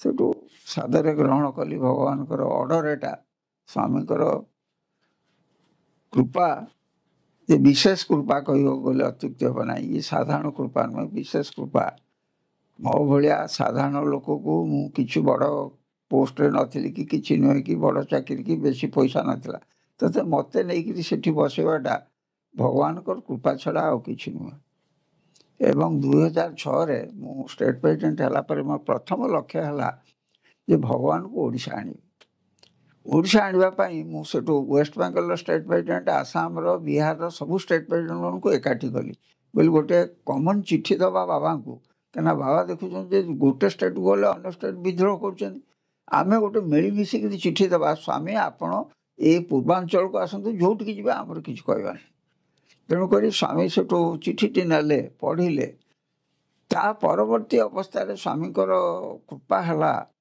ଯେ ମୋ ପ୍ରତି ବେଶୀ କୃପା ହେଇଗଲା ଏ ସମସ୍ତଙ୍କୁ କହିଲା ମୁଁ ଭୁବନେଶ୍ୱର ଯିବି ଭୁବନେଶ୍ୱରରୁ 2 ଦିନ ରହିକିରି ଗୋଦାବରୀ ଯିବି ଗୋଦାବରୀରୁ ଭୁବନେଶ୍ୱର ଯିବି ଭୁବନେଶ୍ୱରରେ 2 ଦିନ ରହିକି ପଳେଇ ଆସିବି କଲିକତା ଯିବି ତମେ ସବୁ ଦରକାର କଲିକତାରୁ ପଳେଇ ଆସିବ ଏଠି ମୁଁ ଖୁସି ହେଇକି ସେଇ ଦିନଠୁ ଥାଏ କିନ୍ତୁ ମୋ ପାଖରେ ଅର୍ଥ ନଥାଏ ଅଭାବରେ ଥାଇକିରି ଇଏ ଯେଉଁ 10-20 ଲକ୍ଷ ଲୋକ ହେଇଯିବେ ବିହାର ଆସାମ ଏସବୁ ଆସିକିରି ତାଙ୍କୁ ମିଲ୍ ଗୋଟେ ଦେବାକୁ ମୋ ପାଖରେ ପଇସା ନାହିଁ 22,000 ଟଙ୍କା ମାତ୍ର ଥାଏ ସାଇ ଜନନୀ କରିସାରିଲା ପରେ 4 କୋଟି 18 ଲକ୍ଷ ଖର୍ଚ୍ଚ ହେଲା ପରେ ମୋ ପାଖରେ ମାତ୍ର 22,000 ଥାଏ ଓଡ଼ିଶାରେ ପଇସା ପାଇବା ପ୍ରକୃତରେ ସେତେବେଳେ ଅବସ୍ଥା ବି ଲୋକଙ୍କର ଖରାପ ଥିଲା ତେଣୁକରି ମୁଁ ତାଙ୍କୁ ଆଣିପାରିଲିନି ଯଦିଚ ସେ ବାରମ୍ବାର କହିଛନ୍ତି ପିକେ ଦାସଙ୍କୁ କହିଛନ୍ତି ତାକୁ ପଚାର କେବେ ସେ ଓଡ଼ିଶା ନେବ ସିମଲା ଗଲାବେଳକୁ ସେ ପଚାରିଛନ୍ତି ଏବଂ ମୁଁ ସେଇଥିପାଇଁ ତାଙ୍କୁ ଭଗବାନଙ୍କୁ ପ୍ରାର୍ଥନା କରିବା ଛଡ଼ା ଆଉ ସେ ସାଇଜନ ସେ କହିଲେ ଯେ ମୁଁ ଆଇବିରେ ରହିବିନି କି ସର୍କିଟ୍ ହାଉସ୍ରେ ମୋ ପାଇଁ କାହା ପର୍ସନାଲ ଗୃହ ଦରକାର ଭକ୍ତ ସେମିତି ଭୁବନେଶ୍ୱରରେ ନାହାନ୍ତି କାହାର ବିରାଟ ଘର ଅଛି କି ସେମିତି ଆଉ ସେ କେବଳ ମାତ୍ର ମୁଁ ଦେଖିଲି ସାଇ ଜନନୀ କନଷ୍ଟ୍ରକ୍ସନ୍ ହେଲା ସାଇ ଜନନୀ କନଷ୍ଟ୍ରକ୍ସନ୍କୁ ମୁଁ ତଳ ଗ୍ରାଉଣ୍ଡ ଫ୍ଲୋର୍ଟା କରିସାରିଲା ପରେ ମୁଁ ଶ୍ରୀନିବାସନ ସାହେବଙ୍କୁ ଯିଏ ଆମର ଅଲ୍ ଇଣ୍ଡିଆ ପ୍ରେସିଡେଣ୍ଟକୁ କହିଲି ବାବାଙ୍କୁ ଡାକିବା ସେ କହିଲେ କମ୍ପ୍ଲିଟ୍ ଘର ନହେଲା ପର୍ଯ୍ୟନ୍ତ ମୁଁ ସ୍ୱାମୀକୁ କହିବି ନାହିଁ ଏ କଥା ଏଠୁ ତାପରେ କମ୍ପ୍ଲିଟ୍ କଲା ବେଳକୁ 2011 ହେଇଗଲା ଆଉ ବାବା ଚାଲିଗଲେ ଆଉ ସୂକ୍ଷ୍ମ ଶରୀରରେ ତ ଭଗବାନ ଓଡ଼ିଶା ଆସିଛନ୍ତି ଆଉ ଭଗବାନ ତାଙ୍କ ଆଶୀର୍ବାଦ ଓଡ଼ିଶାବାସୀଙ୍କ ଉପରେ ବହୁତ ମାତ୍ରାରେ ଢାଳି ଦେଇଛନ୍ତି ମଉସା ଆମେ ଆପଣ ରାଜ୍ୟ ସଭାପତି ଥିଲାବେଳେ ସେ ସମୟରେ ବନ୍ୟା ଅଞ୍ଚଳରେ ଭଗବାନ ଯେଉଁ ହାଉସିଂ ପ୍ରୋଜେକ୍ଟ କଲେ ଯେଉଁ ଉପହାର ହୁଏ ତ ଭଗବାନ ଆଉ କୌଣସି ରାଜ୍ୟକୁ କି କୌଣସି ଦେଶର ଭକ୍ତମାନଙ୍କୁ ଦେଇନାହାନ୍ତି ହୁଏତ କିଏ ଭଗବାନଙ୍କଠୁ ମୁଦି ପାଇଛି ଚେନ୍ ପାଇଛି ଲକେଟ୍ ପାଇଛି କେତେ ପ୍ରକାର ଜିନିଷ ପାଇଥାଇ ପାରନ୍ତି କିନ୍ତୁ ଘର ଦେବା ଏଇଟା ଗୋଟେ ଅନନ୍ୟ ଉପହାର ଭଗବାନଙ୍କର ଏ ହାଉସିଂ ପ୍ରୋଜେକ୍ଟ କେମିତି ହେଲା ଆଉ ଏଇ ଜର୍ଣ୍ଣିଟା ଟିକେ ଆମ ସାଙ୍ଗେ ସେୟାର କରିବେ 2008ରେ ଯେଉଁ ବାତ୍ୟା ହେଲା ଓଡ଼ିଶାରେ ଏବଂ ସ୍ୱାମୀଙ୍କର ଆଖିରୁ ଲୁହ ଗଳିଲା ନିଜେ ଏଆଇପି କହିଲେ ସ୍ୱାମୀ 2 ଦିନ ମୋ ସାଙ୍ଗରେ କଥାବାର୍ତ୍ତା ହେଲେନି କ'ଣ ପାଇଁ ସେ ବୁଝିପାରିଲେନି କିନ୍ତୁ 2 ଦିନ କଥାବାର୍ତ୍ତା ନହେଲା ପରେ ସ୍ୱାମୀ ଏତେ ଦୁଃଖିତ ଥିଲେ ଓଡ଼ିଶାବାସୀଙ୍କ ପାଇଁ ତେଣୁକରି ହଠାତ୍ ସେଠୁ ଶ୍ରୀନିବାସନ ସାହେବଙ୍କୁ ଡାକିକିରି କହିଲେ ଆରେ 10 କୋଟି ଟଙ୍କା ମୁଁ ଓଡ଼ିଶାର ପ୍ରୋଜେକ୍ଟ ଘର 1000 ଘର ହେବ ଦେବାକୁ ଚାହୁଁଛି ସେଠୁ ଶ୍ରୀନିବାସନ ବାବା କହିସାରିଲା ପରେ ଶ୍ରୀନିବାସନ ଡିକ୍ଲେୟାର କଲେ କିନ୍ତୁ ତାଙ୍କର ଅବଜେକ୍ସନ୍ ହେଲା କାହାର ତାଙ୍କର ପୁଟପର୍ତ୍ତିର ଯେଉଁ ମେମ୍ବର୍ସ ଅଛନ୍ତି କହିଲେ ସ୍ୱାମୀ ଆପଣ ତ ଯିଏ ମାଗୁଛି ଯାହା ଦେଇ ଦେଉଛନ୍ତି କିନ୍ତୁ ପଇସା କେଉଁଠୁ ଆସିବ ସେଠୁ ସ୍ୱାମୀ କହିଲେ 20 କେନାଲରେ ମୋର ଘରଟା ଅଛି ସେ ଘରଟାକୁ ମୁଁ ଦିନେ 2 ଦିନ ଯାଏ ବର୍ଷକୁ ସେ ପାହାଡ଼ ଉପରେ ଗୋଟେ ଘର ଥିଲା ଏଇଟା ନୁହେଁ ଯେଉଁଟା ଶ୍ରୀନିବାସନ ଦେଇଥିଲେ ମୁଁ ଦିନେ 2 ଦିନ ଯାଏ ସେ ଘରଟା ବିକ୍ରି କରିଦିଅ ତାକୁ ସେ ଘରଟାକୁ ବିକ୍ରି କରି ରମଣୀ ସାହେବଙ୍କୁ ଦାୟିତ୍ୱ ଦେଲେ ରମଣୀ ଭାଇସ୍ ପ୍ରେସିଡେଣ୍ଟ ଅଫ୍ ଇଣ୍ଡିଆ ତାକୁ କହିଲେ ତୁ ସେ ଘରଟାକୁ ବିକ୍ରି କରିଦେ ବିକ୍ରି କରିକି 7 କୋଟି ଟଙ୍କା ସେଥିରୁ ପ୍ରାପ୍ତ ହେଲେ ବାକି 3 କୋଟି ତାଙ୍କ ଅର୍ଗାନାଇଜେସନ୍ ତରଫରୁ ଦେଲେ 10 କୋଟି ଏବଂ ଶେଷରେ ସେ ଗୋଟେ ଆମର ଷ୍ଟେଟ୍ ତରଫରୁ ଗୋଟେ ପ୍ରାଇଜ୍ ଦେବାକୁ ହେଲା ଏବଂ ପ୍ରାଇଜ୍ ଦେବାକୁ ଯେତେବେଳେ ହେଲେ ଆମେ ସ୍ୱାମୀକୁ ଜଣେଇଲୁ ସ୍ୱାମୀ କହିଲେ ମୁଁ ଚକ୍ରବର୍ତ୍ତୀକି ପଠାଉଛି ଚକ୍ରବର୍ତ୍ତୀ ଆସିକି ନବୀନ ପଟ୍ଟନାୟକ ଠାରୁ ପ୍ରାଇଜ୍ଟି ନେଇକି ଯାଇଥିଲେ ହାଉସିଂ ପ୍ରୋଜେକ୍ଟ ଉପରେ ତେଣୁକରି ଏଇଭଳି ଭାବରେ ହାଉସିଂ ପ୍ରୋଜେକ୍ଟରେ ଆଉ ଗୋଟେ କଥା ସ୍ୱାମୀ ଏଇ ଗାଁ ଲୋକଙ୍କୁ ଏତେ ଭଲ ପାଉଥିଲେ ଯେତେବେଳେ ଆମର ଫ୍ଲଡ୍ ଅଫ୍ ଲଭ୍ ଗୋଟେ ଡ୍ରାମାଟି ହେଲା ସ୍ୱାମୀ ବସିଥାନ୍ତି ଏବଂ ସେତେବେଳେ ଷ୍ଟେଟ୍ ପ୍ରେସିଡେଣ୍ଟ ମାନେ ବସନ୍ତି କାହା ପାଖରେ ବାବାଙ୍କ ପାଖରେ ବସନ୍ତି କାଳେ କ'ଣ ଗୋଟେ ପ୍ରଶ୍ନ ଆସିବ ସେଟାର ଉତ୍ତର ଦେବ ଷ୍ଟେଟ୍ ପ୍ରେସିଡେଣ୍ଟ। ଦୁଇ ତିନିଟି ପ୍ରଶ୍ନ ଆସିଛି ଯେ ସେଥିରେ ଏଇଟି ଯେଉଁ ପ୍ରଶ୍ନ ଆସିଲା ସ୍ୱାମୀଙ୍କର, ଯେ ସ୍ୱାମୀ ଯେଉଁ ଘରଟି କଲେ ଫ୍ଲଡ୍ ଅଫ୍ ଲଭ୍ ବେଳକୁ ସେ ଡ୍ରାମାଟି ହେଉଥାଏ, ସ୍ୱାମୀଙ୍କ ଆଖିରୁ ଲୁହ ଝରିଲା। ମୁଁ ଦେଖିଛି ରୁମାଲରେ ପୋଛିଛନ୍ତି, ସ୍ୱାମୀ ଓଡ଼ିଶାବାସୀଙ୍କ ପାଇଁ କାନ୍ଦିଛନ୍ତି। ଭଗବାନ ଯଦି ଓଡ଼ିଶାବାସୀଙ୍କ ପାଇଁ କାନ୍ଦିଲା ଆଉ ତାଠୁ ବଡ଼ କ'ଣ ଅଛି। ପାଣିଗ୍ରାହୀ ଯେଉଁ ଥିଲା, ପାଣିଗ୍ରାହୀ ଇଏ କେଉଁଝରର, ସେ ସେଠୁ ପାଲା କଲା। ପାଲା କରିସାରିଲା ପରେ ଗୋବିନ୍ଦ ପାଣିଗ୍ରାହୀ। ହଁ, ଗୋବିନ୍ଦ ପାଣିଗ୍ରାହୀ। ଗୋବିନ୍ଦ ପାଣିଗ୍ରାହୀର ଗୋଟେ କଥା ମୁଁ କହିବି, ଯେତେବେଳେ ରିଟାୟାର୍ଡ କଲା, ରିଟାୟାର୍ଡ କରିସାରିଲା ପରେ କହିଲା ମଉସା ମୁଁ ଗୋଟେ ଆପଣଙ୍କ ପାଖରେ ଅଛି। ମୁଁ କହିଲି କ'ଣ ନା 60,000 ଟଙ୍କା ଧରିକି ଆସିଥାଏ। କହିଲା ମୋ ଘରେ କାହାକୁ କହିବେନି, କେଉଁଠି ଦେବେନି, ଘରେ ମୋତେ ବାଡ଼େଇବେ। ତୁ ମାଷ୍ଟର ଥିଲୁ 60,000 ଟଙ୍କା ଦେଇଦେଲୁ ହାଉସିଂ ପ୍ରୋଜେକ୍ଟକୁ। ଏମିତି କେତେ ଗୁଡ଼ାକ ଇନସିଡେଣ୍ଟ ସେ ମୋତେ କହିଲା ଯେ ମଉସା ଆଉ କାହାକୁ କହିବେନି। ସେ ଗଲା, ତାକୁ ଭଗବାନ ଗୋଟେ ଲକେଟ୍ ସୃଷ୍ଟି କରିକି ଦେଲେ ଏବଂ ଲକେଟ୍ଟି ଚେନ୍ଟା ଛୋଟ ଥିଲା। ସେଠୁ ମୁଁ କହିଲି ଆରେ ସେ ମୁଣ୍ଡଟାକୁ ଉପରୁ କରୁଛି, ଡେଙ୍ଗା ଲୋକଟା। ମୁଁ କହିଲି ମୁଣ୍ଡ ଟିକେ ନଇଁଦେ, ଚେନ୍ଟାକୁ ବାବା ଟାଣିଦେଲେ, ବଡ଼ ହେଇଗଲା, ତା ବେକରେ ପକାଇଦେଲେ। ତେଣୁକରି ସ୍ୱାମୀଙ୍କର କୃପା ସବୁଥିପାଇଁ ରହିଛି ଓଡ଼ିଶା ପାଇଁ। ପର୍ଟିକୁଲାରଲି ସେ ଏତେ ଭଲ ପାଉଥିଲେ ଓଡ଼ିଶା ଲୋକଙ୍କୁ ଯେ ମୁଁ ଇମାଜିନ୍ କରିପାରୁନି। ପ୍ରତ୍ୟେକ କ୍ଷେତ୍ରରେ ଭଗବାନ ବୁଲିକି ଯାଇଛନ୍ତି। ହାଉସିଂ ପ୍ରୋଜେକ୍ଟରେ ଆମେ ଯେତେବେଳେ ରିପୋର୍ଟ ପଢ଼ୁଛୁ, ରିପୋର୍ଟରେ ସେ କହିଲେ ମୁଁ ତ ସେ ଜାଗା ଯାଇକିରି ଆସିଛି। ସେ ଜାଗା ଅଲ୍ ଇଣ୍ଡିଆ ପ୍ରେସିଡେଣ୍ଟ ଯେତେବେଳେ ରିପୋର୍ଟ ପଢ଼ିଲେ ସାତଶଙ୍ଖର ଯେଉଁ ଗୋଟେ ଅଛି ବସ୍ତିଟା, ସେ କହିଲେ ମୁଁ ସେ ଜାଗାକୁ ବସିକି ଆସିଛି, ସେଠି ଅମୁକ ଦୋକାନ ଅଛି ନା। ବାବା ତାଙ୍କର ସିଧା ହାଇଲାଇଟ୍ କଲେ। ତେଣୁକରି ଆମେ ମାନେ ହାଉସିଂ ପ୍ରୋଜେକ୍ଟରେ କୃପା ପାଇଛୁ, ଡ୍ରାମା ଫ୍ରାମା ଇତ୍ୟାଦି ତା ଦେହରେ ରହୁଛୁ। ଆଉ ଗୋଟେ ହେଲା, ଗୋଟେ ପିଲାଟିଏ ସନ୍ଧ୍ୟାବେଳେ ଖାଇନଥିଲେ, ତ ପୁଟ ପଡ଼ିଥିଲେ, ଶୀଘ୍ର ଖାଇବା ସରିଯାଏ, 8ଟା 9ଟା ବେଳକୁ ବନ୍ଦ। ସେ ଖାଇନି, ସେ ଉପାସ ରହିଛି। ସେଠୁ ରାତି 9ଟା ପରେ ସେ କହିଲା ମଉସା ମୁଁ ଉପାସ ରହିଛି। ମୁଁ କହିଲେ କ'ଣ କରିବୁ, ତୁ କେମିତି ଖାଇବୁ, କେହି ତ ମିଳୁନି, ବାହାରକୁ ଯିବାକୁ ହେବ। ସେଠୁ ଆଉ ଗୋଟେ ପିଲା ଆଣିକି ଦେଲା, ଆରେ ମୋତେ ଗୋଟେ ଜଣେ ଲୋକ ଦେଇଗଲା ଏଇ ଖାଦ୍ୟଟା, ମୁଁ ତ ଖାଇସାରିଥିଲି, ଏଇଟା କ'ଣ କରିବି, ତ ମୋତେ ଦେଇଦେଉଛି। ଭଗବାନ ସବୁ ବୁଝିଛନ୍ତି, ଆମ ଖାଇବା ପିଇବା ରହିବା କ'ଣ ଯେ ନ ବୁଝିଛନ୍ତି। ଏବଂ ଗୋଟେ ଜିନିଷ ହେଲା, ଆପଣ 83 ଯେତେବେଳେ ହେଲା, ଆଉ ଗୋଟେ ଅଲ୍ ଇଣ୍ଡିଆ ବାଳ ବିକାଶ କନଫରେନ୍ସ ହେଲା, ସେତେବେଳେ ଟେଣ୍ଟ ଭିତରେ ଆମ ପିଲାମାନେ ରହୁଥିଲେ। 83ରେ ଟେଣ୍ଟ ଭିତରେ ରହିଲା ବେଳେ ସ୍ୱାମୀ ସେଠୁ ଖବର ଦେଲେ, AIPକି ପଠେଇଲେ, ବାତ୍ୟା ହେଲା, ଟେଣ୍ଟ ଭାଙ୍ଗିଗଲା। ସ୍ୱାମୀ ପଠେଇଲେ, ଆରେ ଗଲୁ ଦେଖି ଆସିବୁ। ସେ ଓଡ଼ିଶା ପିଲା ଗୁଡ଼ା ଟେଣ୍ଟ ଭିତରେ ଥିଲେ। ସେ ଆସିକି ଦେଖିଲା ବେଳକୁ ଆମ ପିଲା ସବୁ ଭଜନ କରୁଛନ୍ତି, ଗ୍ରୁପ୍ ଭଜନ କରୁ। ସେ ଏତେ ଖୁସି ହେଇଗଲେ, ଯାଇକି ସ୍ୱାମୀକୁ କହିଲେ। ସ୍ୱାମୀ କହିଲେ ଏଇଟା ପୂର୍ଣ୍ଣଚନ୍ଦ୍ର ଅଡ଼ିଟୋରିୟମ୍, ତାଙ୍କୁ ଡାକିଦେ, ଅଧା ତିଆରି ହେଇଥାଏ, ସେମାନେ ରାତିରେ ଶୋଇବେ। ତା ପରଦିନ ସ୍ୱାମୀ ଏତେ ଭାବ ବିହ୍ୱଳ ହେଇଗଲେ, କହିଲେ ଏଇ ପିଲାମାନେ ହିଁ ତାଙ୍କ ବାପା ମାଆଙ୍କୁ ମଣିଷ କରିବେ। ଯେଉଁମାନେ ଆଜି ଆସିଛନ୍ତି, ଯେଉଁମାନେ ଆଜି ଭଜନ ବୋଲୁଥିଲେ, ଆଜି ଆସିଛନ୍ତି, ଏଇମାନେ ହିଁ ତାଙ୍କ ବାପା ମାଆଙ୍କୁ ଠିକ୍ ବାଟରେ ନେବେ ଯଦି ଭୁଲ ବାଟରେ ଯାଉଥାନ୍ତି। ସ୍ୱାମୀ ବହୁତ ଘଟଣାରେ ଆମ ସହିତ ଖୁସି ହେଇଛନ୍ତି, ଆନନ୍ଦିତ ହେଇଛନ୍ତି, ଇଣ୍ଟରଭ୍ୟୁ ଦେଇଛନ୍ତି ଏବଂ ଆମ ଲୋକଙ୍କୁ ଭଲ ଭାବରେ ଭଲ ପାଇଛନ୍ତି। ମାନେ ଏଗୁଡ଼ାକ ଭୁଲିବାର କଥା ନୁହେଁ। ମାନେ ମୁଁ ଭାବି ପାରିନଥିଲି ଯେ ଏତେ ସ୍ୱାମୀ ଆମକୁ ଭଲ ପାଇବେ ବୋଲି। ଆମର ଯୋଗ୍ୟତା ନାହିଁ, କିଛି ନାହିଁ, କିନ୍ତୁ ସ୍ୱାମୀ କହିଲେ ଓଡ଼ିଶା ନ ଆସିଲେ ପ୍ରଶାନ୍ତି ଗନ୍ଧେଇବ, ଏ କଥା ବି କହିଛନ୍ତି। ଏବଂ ସ୍ୱାମୀ ସବୁ କଥାରେ ଓଡ଼ିଶା ଉପରେ ଗୁରୁତ୍ୱ ଦେଉଥିଲେ। ଓଡ଼ିଶାକୁ ଆଗେ ଡାକିଛୁ କି ନାହିଁ। ଇଭିନ୍ ଆମର ମାନେ ଏଇଠୁ ଯେଉଁ ବମ୍ବେରୁ ଯିଏ ଲିଡର ଆସୁଥିଲେ, ତାଙ୍କ ନାଁଟା ଭୁଲି ଯାଉଛି, ନା ଇନ୍ଦୁଲାଲ ସାହ, ଆଉ ଜଣେ ନାଗପୁରରୁ ଆସୁଥିଲେ, ସେ ଥିଲେ ସେବାଦଳ ଚାର୍ଜରେ। ସେ କହିଲେ ଆପଣଙ୍କର କେହି ନ ଆସିଲେ ଇଣ୍ଡିଆର, ଖାଲି ଓଡ଼ିଶା ଲୋକ 100 ଆସିଲେ ମୁଁ ଚଳେଇଦେବି ସେ ଏଣ୍ଟାୟାର କ୍ୟାମ୍ପସର କାମ। ତାମାନେ ଏତେ କନଫିଡେନ୍ସ ଥିଲା ଓଡ଼ିଶା ସେବାଦଳ ଉପରେ। ଓଡ଼ିଶା ସେବାଦଳ ବହୁତ ଭଲ କାମ କରୁଥିଲେ, ନିଷ୍ଠାର ସହିତ କାମ କରୁଥିଲେ, ଭଗବାନଙ୍କୁ ପ୍ରୀତି ଅର୍ଜନ କରିବା ପାଇଁ କାମ କରୁଥିଲେ ଏବଂ ଭଗବାନ ସବୁବେଳେ ତାଙ୍କ ଉପରେ ସନ୍ତୁଷ୍ଟ ଥିଲେ, ଲୁଗାପଟା ଦେବାଠୁ ଆରମ୍ଭ କରି ସବୁବେଳେ। ଏବଂ ଶେଷରେ ଗୋଟିଏ କାମ ହେଲା ମୋର ଅନୁଭୂତି ଉପରେ, ଯେ ଭଗବାନଙ୍କର ଯେତେବେଳେ ଚାଲିଥାଏ ଏଇଭଳିଆ ସେବା କାମ ଚାଲିଥାଏ, ଯେ ସେତେବେଳେ କ'ଣ ହେଲା, ଡ୍ରାମାଟିଏ ହେଲା, ସେତେବେଳେ ହଁ କହିବାକୁ ମୋତେ ଡାକିଲେ।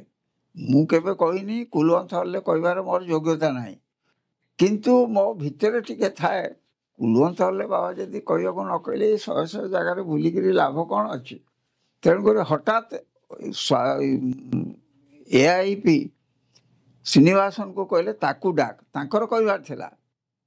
ସେ ଆଗବର୍ତ୍ତୀ ପୂର୍ବ କଥାରେ ସିଏ କହିଥିଲେ, ସେ ଇଣ୍ଟ୍ରୋଡ୍ୟୁସ୍ କରିଥିଲେ। ମୋତେ କହିଲେ ତାକୁ ଡାକ। ମୁଁ ସେଠୁ ଗଲି, ମାଇକ୍ ପାଖକୁ ବାଧ୍ୟ ହେଇକି ସମସ୍ତଙ୍କୁ ମୁଣ୍ଡିଆଟିଏ ମାରିକିରି ଗଲି। ସେଠୁ ଖାଲି ମୁଁ ଦେଖିଥାଏ ବାବାଙ୍କର କୃପା ସିନା, ଏଇଠି ସମୟ ନଷ୍ଟ କାହାର କରିବା କଥା ନାହିଁ। ସର୍ଟରେ କେମିତି ସାରିଦେବ, ତାପରେ ତାଙ୍କ କାମ ହେବ। ସର୍ଟରେ ଦୁଇଟି କଥା କହିଲି। ମୁଁ କହିଲି ଦେଖ, ଭଗବାନଙ୍କ ପାଖକୁ ଆମେ ଆସିଥିଲେ, ଭଗବାନ 85 ଇୟର୍ସ ରାମଚନ୍ଦ୍ର ଅପେକ୍ଷା କରିଥିଲେ। ରାମଚନ୍ଦ୍ର ସବରୀ ଅପେକ୍ଷା କରିଥିଲା ରାମଚନ୍ଦ୍ରଙ୍କ ଦର୍ଶନ ପାଇଁ। ଆମର ବି 85 ଇୟର୍ସ ହେଇଯାଇଛି। 85 ହେଇଥିଲା ସମଗ୍ର, ଆମର ବି 85 ବର୍ଷ ହେଇଛି। ରାମ ଯଦି ଗଲେ ସେଇ ସାଇରାମ କାହିଁକି ଆମ ପାଖକୁ ଆସିବେନି? ବାବା ସେଠୁ ଅନେଇଲେ, ସମସ୍ତେ ତାଳି ମାରିଲେ ସେଠି ଯେଉଁ ଅଡ଼ିଏନ୍ସ ବାଲା। ସେକେଣ୍ଡରେ ମୁଁ କହିଲି ତ 85 ହେଲା। ତାପରେ ମୁଁ କହିଲି କୌଣସି ପୃଥିବୀରେ ଲୋକ ଦେଖିଛ ନିଜ ଘର ବିକ୍ରି କରିକିରି ଅନାଥ ଆଶ୍ରମ କରିଛି? This the single example in the whole world. Sathya Sai Baba ତାଙ୍କ ଘର 20 କେନାଲରେ ବିକ୍ରି କଲେ, ଏଠି 10 କୋଟି ଦେଲେ। This is the second best example for us. ତେଣୁକରି ଏଇଟା କହିଲା ପରେ ସ୍ୱାମୀ ମୋତେ ଡାକିକି ସେଠୁ କହିଲେ ସେଠୁ ମୁଁ ଗଲା ବେଳକୁ ସେଠୁ ସେ ଫଟୋଟି ବି ଅଛି। ଗୋଟେ କନାଟିଏ, ସଫାରି କନାଟିଏ ବଢ଼େଇ ଦେଲେ ମୋ ହାତକୁ, କହିଲେ ଆରଥରକୁ ପିନ୍ଧିକି ଆସିବୁ। ସେ ତ ଆରଥରକୁ ନାହାନ୍ତି, ମୁଁ ଆଉ ତାକୁ କଲିନି। ସେ ସଫାରି କନା ପଡ଼ୁଛି। ମୁଁ କହିଲି କାହିଁକି ଆଉ ପିନ୍ଧିବି, କ'ଣ ପାଇଁ ପିନ୍ଧିବି? ସେ ତ ଆଉ ରହିଲେନି, ମୁଁ ଆଉ କାହାକୁ ଦେଖେଇବି, କାହାକୁ ପିନ୍ଧିକି ଯିବି? ମୁଁ ବରଂ ତାକୁ ବଡ଼ ପୁଅକୁ ଦେଇଥିଲି। ମୁଁ କହିଲି ବାପା ତମେ ନେଇକିରି କର, ମୋର ସରିଲାଣି, ବେଳ ହେଲାଣି। ଭଗବାନ ବହୁତ କୃପା କରିଛନ୍ତି। ମୋର ସାନ ପୁଅଟି, ବଡ଼ ପୁଅ ତ କୃପା କରିଛନ୍ତି, ସାନ ପୁଅ ସେଗୁଡ଼ା କହିଲେ ସରିବନି। ସେ ବଡ଼ ପୁଅକୁ ଭଗବାନ ତାକୁ ପ୍ରଥମରୁ ଡାକିଛନ୍ତି। କ୍ୟାନ୍ସର ହେଇଗଲା। କ୍ୟାନ୍ସର ହେଲା ପରେ ସେ ହାଇଦ୍ରାବାଦ ଗଲା, ଏବଂ ସେ ଯେତେବେଳେ ପୁଟପର୍ତ୍ତି ଯାଇଛି, ଭଗବାନ ତାକୁ ଡାକିଲେ ଭିତରକୁ, ମାନେ ଏଇ ଯେଉଁ ମନ୍ଦିର, ଯଦୁର ମନ୍ଦିର ଆଡ଼କୁ। ସେବକମାନେ ଛାଡ଼ୁନଥିଲେ, ସେବା ଦଳ। ବାବା ଡାକିଲା ପରେ ସମସ୍ତେ ଚୁପ୍। ସେ ତାକୁ ଆଶୀର୍ବାଦ କରିଥିଲେ। ଏବଂ ଦ୍ୱିତୀୟରେ ଯେତେବେଳେ ହାଇଦ୍ରାବାଦରେ ଏଡ଼ମିସନ୍ ନେଲା, ସେ କ୍ୟାନ୍ସର ପେସେଣ୍ଟ ହେଇକିରି, ସେ ଡାକ୍ତରଟି ଆସିଲା। ସେ ଡାକ୍ତରଟି ଆସିକି କହିଲା ଦେଖ, ବାବାଙ୍କର 10 ଜଣିଆ ଗ୍ରୁପ୍ ଭିତରେ ମୁଁ ଥିଲି। ଲାଷ୍ଟରେ ଯେଉଁ ଟ୍ରିଟମେଣ୍ଟ ହେଉଥିଲା ମାସଟେ, ମୁଁ ସେ ଗ୍ରୁପ୍ରେ ଥିଲି। ମୁଁ ଛାଡ଼ିକିରି ବର୍ତ୍ତମାନ ହାଇଦ୍ରାବାଦ ଏପୋଲୋରେ ଅଛି। ମୋତେ କାଲି ରାତିରେ ବାବା କହିଲେ ସ୍ୱପ୍ନରେ କହିଲେ, ଆରେ ମୋତେ ତ ତୁ ଟ୍ରିଟମେଣ୍ଟ କରୁଥିଲୁ, ମୋ ପିଲା ଆସିଛି ଏଠିକି ତୋ ହସ୍ପିଟାଲରେ, ତାକୁ ସେମିତି ଟ୍ରିଟମେଣ୍ଟ କରିବୁ, ଟିକିଏ ନେଗ୍ଲେକ୍ଟ କରିବୁନି। ଏ କଥା କିଏ କହିବ? ଭଗବାନଙ୍କୁ ବ୍ୟତୀତ ଆଉ କିଏ କହିବ? ଏବଂ ତାକୁ କହିଲେ, ସେ ମଧ୍ୟ କ୍ୟାନ୍ସରରୁ କ୍ୟୁଅର୍ ହେଇଗଲା। ଏବଂ ତାପରେ ତା ଜୀବନରେ ବଢ଼ି ଚାଲିଛି, ବହୁତ କଥା ଚାଲିଛି। ତେଣୁକରି ସେ ଗଲା। ସାନ ପୁଅ MSc କେମିଷ୍ଟ୍ରି MBA ପାସ୍ କରିସାରିଲା ପରେ ଚାକିରି ପାଇଲାନି 2 ବର୍ଷ। ଦିନେ ଭାବିଲା ସୁଇସାଇଡ଼ କରିଦେବି, କ'ଣ ବଞ୍ଚିକି ଲାଭ କ'ଣ, ଏତେ ତ ପାଠ ପଢ଼ିଲି, କିଛି ହେଲାନି। ସେ ସମୟରେ ସେଠୁ ସେ ବାବାଙ୍କ ପାଖକୁ ଯାଇଥାଏ। ରାତି 12ଟା ବେଳକୁ ସେ ଯେଉଁ ପାହାଡ଼ ଉପରେ ବସନ୍ତି ଲାଇନ୍ରେ, ସେଇଠି ଯାଇକି ବସିଛି। ବାବାଙ୍କୁ ପ୍ରାର୍ଥନା କରି ଚିଠି ଖଣ୍ଡିଏ ଦେଇଛି ଜୀବନରେ। ସେଠୁ ଚିଠିଟା ନେଇକି ତା ପରଦିନ ପ୍ରଥମ ଲାଇନ୍ର ପ୍ରଥମ ଲୋକ ସେ ହେଲା। ଏବଂ ବାବା ଆସିକି ପହଞ୍ଚିଲେ ପ୍ରଥମେ। କହିଲେ କ'ଣ ଦେଇଛୁ? ସେଠୁ ସେ ଦେଲାନି ଚିଠି। କହିଲା ଚିଠି ଦେଲେ ତ ମୋ ସାଇଡ଼ରୁ ହେଇଗଲା, ସିଏ ଯଦି ମାଗିବେ ମୁଁ ଦେବି। ବାବା ସେଠୁ ମାଗିଲେ, କ'ଣ ଧରୁଛୁ ଦେ ମୋତେ। ସେଠୁ ନେଲେ। ତାପରେ ସେ ଚାକିରିଟିଏ ପାଇଲା ଏବଂ ଭଲ ଭାବରେ ତା ଜୀବନଟି ଚଳିଛି। ତେଣୁ ସବୁ କ୍ଷେତ୍ରରେ ସ୍ୱାମୀ ମୋତେ, ମାନେ ମୋ ପିଲା ଛୁଆ, ଘର ଦ୍ୱାର, ସବୁଥିରେ ଘରର ପ୍ଲାନିଂଟା ସେ ଦେଇଥିଲେ। ଛୋଟିଆ ଘରଟିଏ, ବାବାଙ୍କର ପ୍ଲାନିଂ ତ ଛୋଟ ନା, ସେ ଛୋଟ ଘରଟିଏ ଦେଇଥିଲେ 950 ସ୍କୋୟାର ଫିଟ୍ର। ସେଠୁ କହିଲେ ଏଇ ଘରଟା କର। ସେଠୁ ମୁଁ କଲି। ସବୁ ମୁହୂର୍ତ୍ତରେ ବାବା ମୋ ସାଙ୍ଗରେ ଅଛନ୍ତି। ଆଜି ପର୍ଯ୍ୟନ୍ତ ଅନୁଭବ କରୁଛି, କୌଣସି ହସ୍ପିଟାଲରେ ଯାଇକରି ବଡ଼ ରୋଗରେ ପଡ଼ିକିରି ପଡ଼ିନି। ଯେହେତୁ 86 ବର୍ଷ ହେଲାଣି, ତଥାପି ମୁଁ ଚାଲିପାରୁଛି, ଦୁଇପଦ କଥା କହିପାରୁଛି, ଯେଉଁଠି ଅନ୍ୟମାନେ ଶୋଇଗଲେଣି ବିଛଣାରେ। ଏଇଟା ଭଗବାନଙ୍କ କୃପା, ମୁଁ କେବେ ଭୁଲି ପାରିବି ନାହିଁ ଏଇ ଜୀବନରେ। ଏବଂ ଶେଷ ନିଶ୍ୱାସ ଥିଲା ପର୍ଯ୍ୟନ୍ତ ସେ ଯେମିତି ମୋ ପାଖରେ ରହିବେ। 86 ବର୍ଷର ହେଲେଣି ମଉସା, କିନ୍ତୁ ଏବେ ବି ଆପଣ ଏତେ ଆକ୍ଟିଭ ଅଛନ୍ତି। ଆଉ ଆମେ ଶୁଣିଛୁ ଆପଣ ଯୁବକ ଥିଲାବେଳେ ଓଡ଼ିଶାର ପୁରପଲ୍ଲୀକୁ ଯାଇଛନ୍ତି। ସେଇ ସମୟରେ ତ ଏତେ କମ୍ୟୁନିକେସନ୍ ନଥିଲା, ମୋବାଇଲ ନଥିଲା, ଏତେ ଭଲ ରୋଡ୍ସ ନଥିଲା, ବସ୍ ଫେସିଲିଟି ବି ଏତେ ନଥିଲା, ଗାଡ଼ି ବି ନଥିଲା। କେମିତି ଆପଣ ଓଡ଼ିଶାର ପୁରପଲ୍ଲୀ ଯାଉଥିଲେ? କ'ଣ ମୋଟିଭେସନ୍ ଥିଲା ଆଉ କ'ଣ ସେ ଏକ୍ସପିରିଏନ୍ସ ଥିଲା ଆପଣଙ୍କର? ସେତେବେଳେ 2ଟି ଇନସିଡେଣ୍ଟ। ଗୋଟିଏ ଦେଖିଲି, ବହୁତ ଭଜନ ମଣ୍ଡଳୀ ଅଛି ଯେଉଁଠିକି ରାସ୍ତା ନାହିଁ, 4 ଚକିଆ ଗାଡ଼ି କ'ଣ, ସ୍କୁଟର ବି ଯାଇପାରିବନି, ବିଲ ଭିତରେ ଦେଇକି ଯିବାକୁ ହେବ। ତ ମୁଁ ଅନୁରୋଧ ଭାଇଙ୍କ ସହିତ ଯିଏ ଥିଲେ, ତାଙ୍କ ସହିତ ଆଲୋଚନା କରି ମୁଁ କହିଲି ଭାଇ ଗୋଟେ କାମ କରିବା, ସାଇକେଲରେ ଯିବା। ସାଇକେଲରେ ହିଡ଼ ଫିଡ଼ ଦେଇକିରି ଯେଉଁଠୁ ନହେଲେ ଗଡ଼େଇକି ନେଇଯିବା। ତ ଆମେ ସାଇକେଲରେ ଆରମ୍ଭ କଲୁ ଯାତ୍ରା। କୋଉଠି ନା ଭଦ୍ରକରୁ ଆରମ୍ଭ କରି ଚାନ୍ଦବାଲି ଦେଇ କରଞ୍ଜାଡ଼ିଆ ଦେଇ ସୋର ଦେଇ ବାଲେଶ୍ୱର ଦେଇକିରି ଏମିତି ଗଲୁ 300 କିଲୋମିଟର 7 ଦିନ ଯାଇଥିଲୁ ସାଇକେଲରେ। 7 ଦିନ ଆମେ ଯାତ୍ରା କରୁଥିଲୁ। ସେଇ ସମୟରେ ତ ଆମର ଏଇସବୁ ଗାଡ଼ି ଫାଡ଼ି ନଥିଲା। ଆଜିକାଲି 4 ଚକିଆ ନହେଲେ କେହି ବାହାରୁନାହାନ୍ତି ଘରୁ। ଏବେ ମୁଁ ବି 4 ଚକିଆ ଚାହୁଁଛି, କାହିଁକିନା 4 ଚକିଆ ନହେଲେ ମୋର ବିପଦ ଏଇ ବୟସରେ। ତେଣୁକରି ଆମେ ଚାଲିକିରି ଗଲୁ। ଚାଲିକିରି ଗଲା ପରେ ସେଠୁ ଆମେ ଯେତେବେଳେ ପହଞ୍ଚିଛୁ କଳଞ୍ଜରେ, ସେଠି କ'ଣ ହେଲା ନା ଗୋଟେ ଜିନିଷ ହେଲା ଯେ ଜଣେ ଲୋକ, ସ୍ତ୍ରୀ ଲୋକ, ତା ଖାଦ୍ୟ ନେଇକି ଯାଉଛି ମୁଢ଼ି ଗୁଡ଼ ତରକାରୀ ଟିକେ ବିଲକୁ। ରାମ ଭାଇ ଯିଏ ଥିଲେ ଚିଫ୍ ହେଡ଼ମାଷ୍ଟର, ସେ ଥିଲେ କନଭେନର, ସେ ମଧ୍ୟ ହେଡ଼ମାଷ୍ଟର ଥିଲେ। ସେ ଯାଉଛନ୍ତି ବିଲକୁ ଯାଇଛନ୍ତି। ହେଡ଼ମାଷ୍ଟର ହେଲେ ବୋଲି ଯେ ବିଲକୁ ଯିବେନି ତା ନୁହେଁ। ମାନେ ଆଜିକାଲି ଆମର କେତେ ପ୍ରିନ୍ସିପଲ୍ ହେଇଗଲାଣି, ମାନେ ଆମେ ହେଡ଼ମାଷ୍ଟର, ଆମେ କାହିଁକି ବିଲକୁ ଯିବୁ। ସେ ଯାଇଥାନ୍ତି ଏବଂ ଯେତେବେଳେ ଯାଇଥାନ୍ତି ଇଏ ମା ଜଣକ, ତାଙ୍କ ମା ଜଣକ ନେଇକି ଯାଉଛନ୍ତି ଖାଦ୍ୟ। ଜଣେ କିଏ ବ୍ରାହ୍ମଣ ଦେଖା ହେଲା ବାଟରେ। ସେଠୁ କହିଲା, ମା ମୁଁ ଖାଇନି। ନା ମୋ ପୁଅ ପାଇଁ ପୁରା ନେଉଛି। ନା ତୋ ପୁଅ କ'ଣ ସକାଳୁ ତ ଖାଇକି ଆସିଥିଲା ଜଳଖିଆ, ଆଉ କ'ଣ ପୁଅ ପାଇଁ ନେଉଛୁ କହ, ମୋତେ ଦେ। ସେଠୁ ମୁଢ଼ି ଗୁଡ଼ ଆଉ ଖାଇଦେଲେ। ତାପରେ ସେଠୁ ସେ କହିଲା, ଆପଣ କିଏ? ନା ତ ଜାଣିବୁ ମୁଁ କିଏ। ସେ ତ ଦେଖିଲା ବ୍ରାହ୍ମଣଟିଏ। ସନ୍ଧ୍ୟାବେଳେ ତା ଘରେ ପହଞ୍ଚିଲେ। ସନ୍ଧ୍ୟାବେଳେ ପହଞ୍ଚିକିରି କହିଲେ, ଆରେ ମୁଁ ପୁରା ବାବା, ତୋତେ ଆଜି ବାଟରୁ ତୋ ହାତରୁ ମୁଢ଼ି ଖାଇଲି। ନା ବାବା ଆପଣ ଆସିଛନ୍ତି, ତାହେଲେ ମୋ ପୁଅମାନଙ୍କୁ ଡାକିଦେ। ଆରେ ସମସ୍ତଙ୍କୁ ପ୍ରଶାନ୍ତି ଯାଇଛନ୍ତି, ତୁ କେବଳ ମାତ୍ର ଯାଇନଥିଲୁ ବୋଲି ତୋ ପାଇଁ ଆସିଛି। ମୁଁ ପିଲାମାନଙ୍କ ପାଇଁ ଆସିନି, ପିଲାମାନେ ସମସ୍ତେ ପ୍ରଶାନ୍ତି ଯାଇକିରି ଆସିଛନ୍ତି, ସେମାନେ ସେବା କରୁଛନ୍ତି। ତୋରି ପାଇଁ ଆସିଥିଲି, ତୋରି ପାଇଁ ଦର୍ଶନ। ତେଣୁକରି ଏଇଟା ଗୋଟେ ଘଟଣା।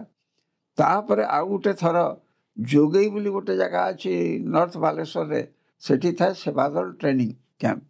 7ଟା ବେଳେ ହେବ। ଅନୁରୁଦ୍ଧ ଭାଇ ସେତେବେଳେ ଥାଏ ଜୋନ୍ରେ, ବୋଧେ ଚାର୍ଜରେ ଥିଲେ।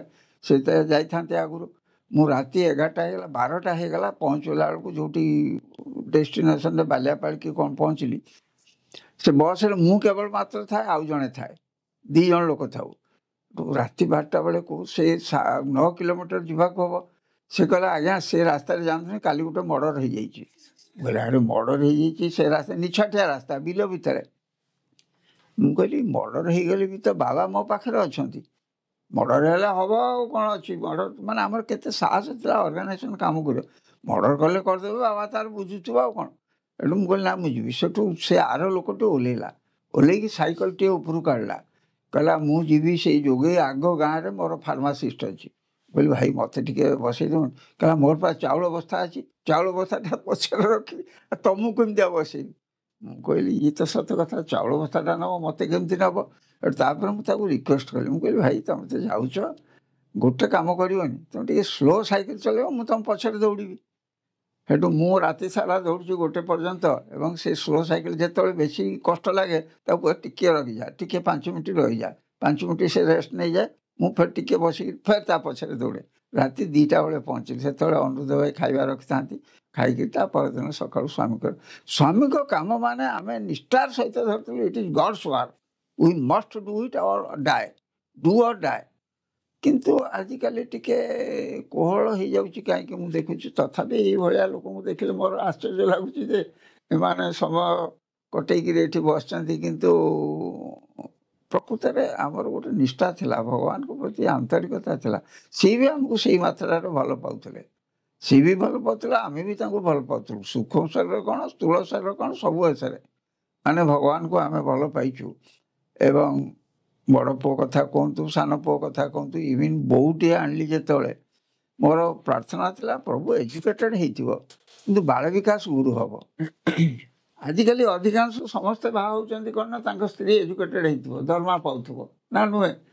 କିନ୍ତୁ ମୋର ବାବାଙ୍କୁ ପ୍ରାର୍ଥନା ଥିଲା, ସେ ଚାକିରି କରିବନି, ସେ ଏଜୁକେଟେଡ଼ ହେଇଥିବ, କିନ୍ତୁ ବାଳ ବିକାଶ ଗୁରୁଟି ହେବ। ସବସିକ୍ୱେଣ୍ଟଲି ସି ବିକମ୍ ଦି ବାଳ ବିକାଶ ଗୁରୁ।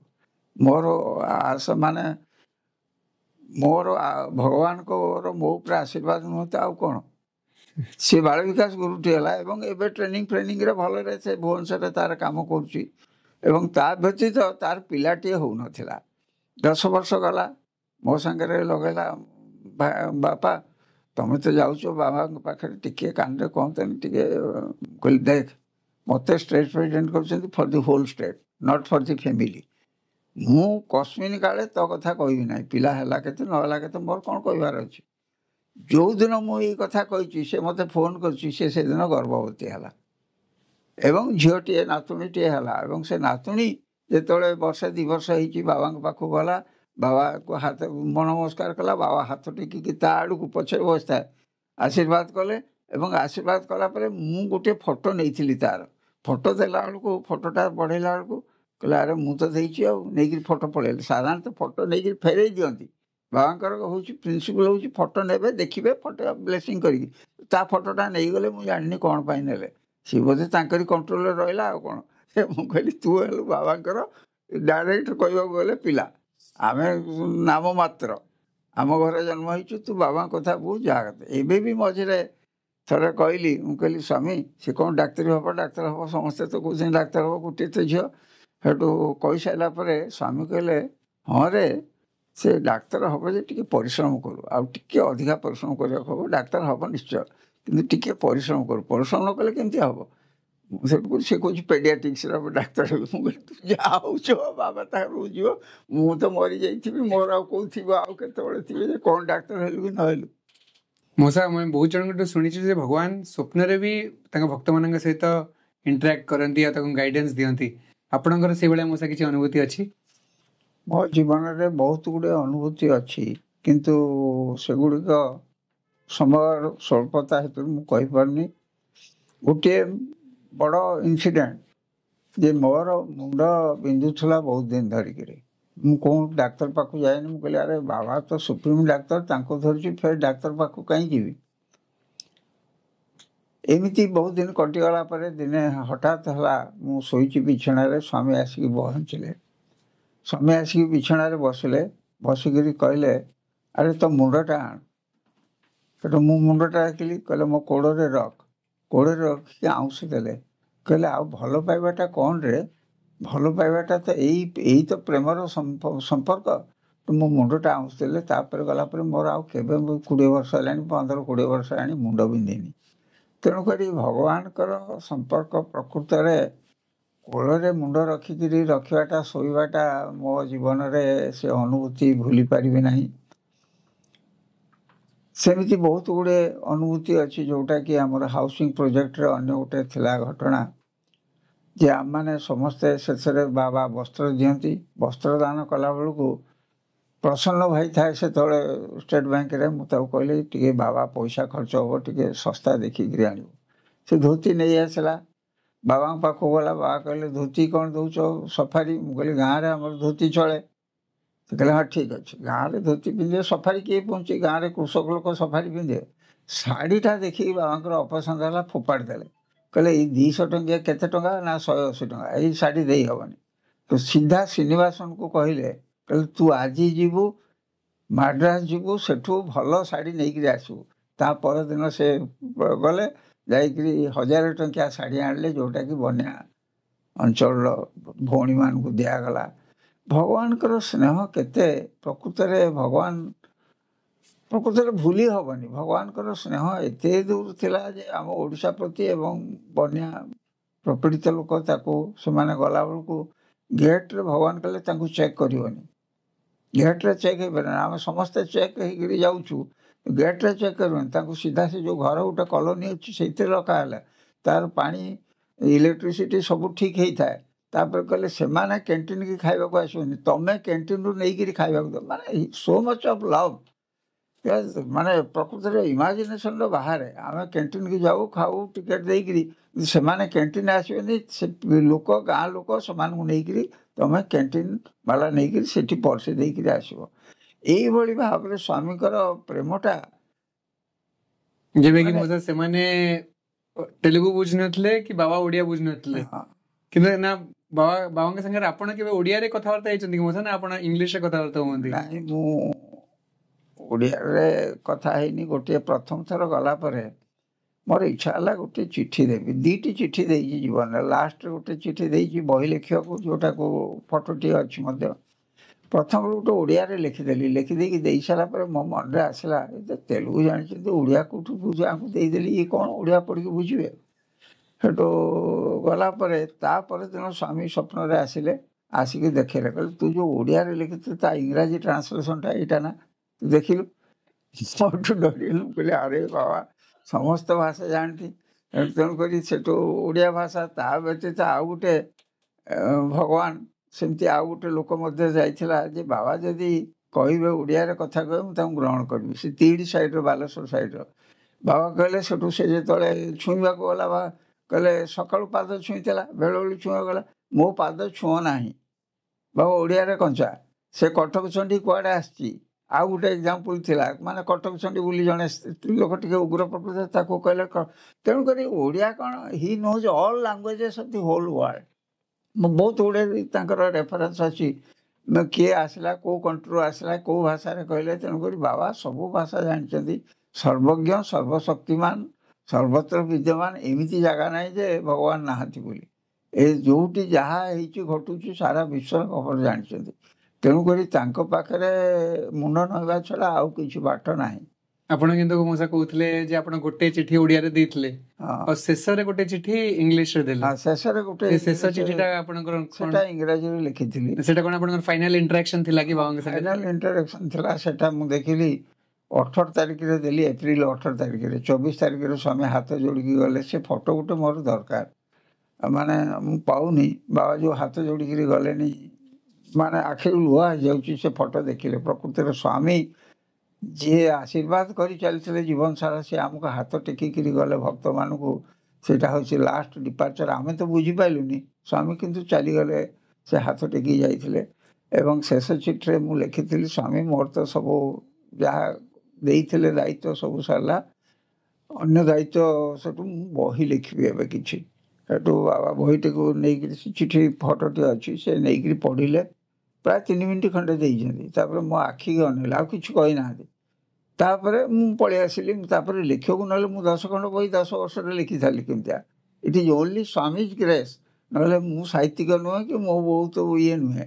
ତାପରେ ଯେଉଁ ଭଗବାନଙ୍କ ପାଖରେ ମୁଁ ଗାଁ ଗାଁ ବୁଲିଛି, 295 ଗାଁ ବୁଲିଛି। ବୁଲିବାର ଅର୍ଥ ରହୁଛି, ଅନିଲ କୁମାର ଯେତେବେଳେ ରିପୋର୍ଟ ଦେଲେ, ଆନ୍ଧ୍ରରେ ରିପୋର୍ଟ ଦେଲେ, ବହୁତ ଗାଁରେ ରିପୋର୍ଟ ଦେଲେ, ବାବା ପଚାରିଲେ ଆରେ ତୁ ସବୁ ଗାଁକୁ ଯାଇଛୁ ନା ନାହିଁ, ନା ରିପୋର୍ଟ ଲେଖିଦେଲୁ? ସେ ଚୁପ୍ ରହିଲେ। କହିଲେ ଆରେ ଇଏ ତ ଧରି ନେବେ ଆମକୁ ଯଦି ମିଛ ଲେଖିବୁ।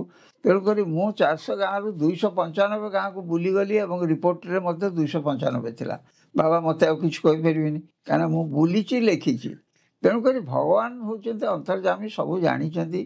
ତାଙ୍କୁ ଠକେଇବା, ମିଛ କହିବା କଥା ନୁହେଁ। ସେଇ ପୁଅର, ସାନ ପୁଅର ଗୋଟେ କାମ ହେଲା। ସେ କ'ଣ ହେଲା, ଆମ ଘରୁ ନଗର ସଂକୀର୍ତ୍ତନ ଯାଉଥିଲା, ସେ ଉଠିକି ଗଲାନି, ମୁଁ ଡାକିଲି। ସେଠୁ ଗଲା ପରେ ଆମେ ଗଲୁ, ଆସିଲୁ। ତା ଭିତରେ ବାବା ଆସିକି ତାକୁ ଗୋଟେ ଶକ୍ତ ଚାପୁଡ଼ା ଦେଇଛନ୍ତି।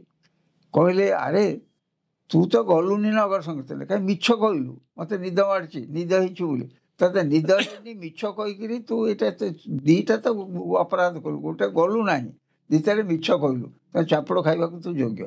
ଗୋଟେ ଚାପୁଡ଼ା ଦେଇଛନ୍ତି, ଶକ୍ତ ଚାପୁଡ଼ା। ସେ ଆଜି ପର୍ଯ୍ୟନ୍ତ, ଆଜି ପଚାରିଲି ଯେତେବେଳେ, କହିଲା ବାପା ଗୋଟେ ମୋତେ ଚାପୁଡ଼ା ଦେଇଥିଲେ। କହିଲେ ହଁ, ସେ ଟିକେ ଶାସନ କରିବେନି, ଆଉ କିଏ ଶାସନ କରିବ? ଭଗବାନ ଯଦି ଶାସନ ନ କରିବେ ଆଉ କିଏ ଆମକୁ ଶାସନ କରିବ? ଯାହା ହଉ ସାର୍, 50 ବର୍ଷର ଅନୁଭୂତିକୁ ଆପଣ ଗୋଟେ ଘଣ୍ଟା ଭିତରେ କେମିତି ସମଅପ୍ କରିଦେଲେ। ଆମେ ତ ସମୟର ସହିତ ଆମେ ସମସ୍ତେ ବନ୍ଧା। এই ଏପିସୋଡକୁ ଆମକୁ ଏଇଠି କ୍ଲୋଜ୍ କରିବାକୁ ପଡୁଛି।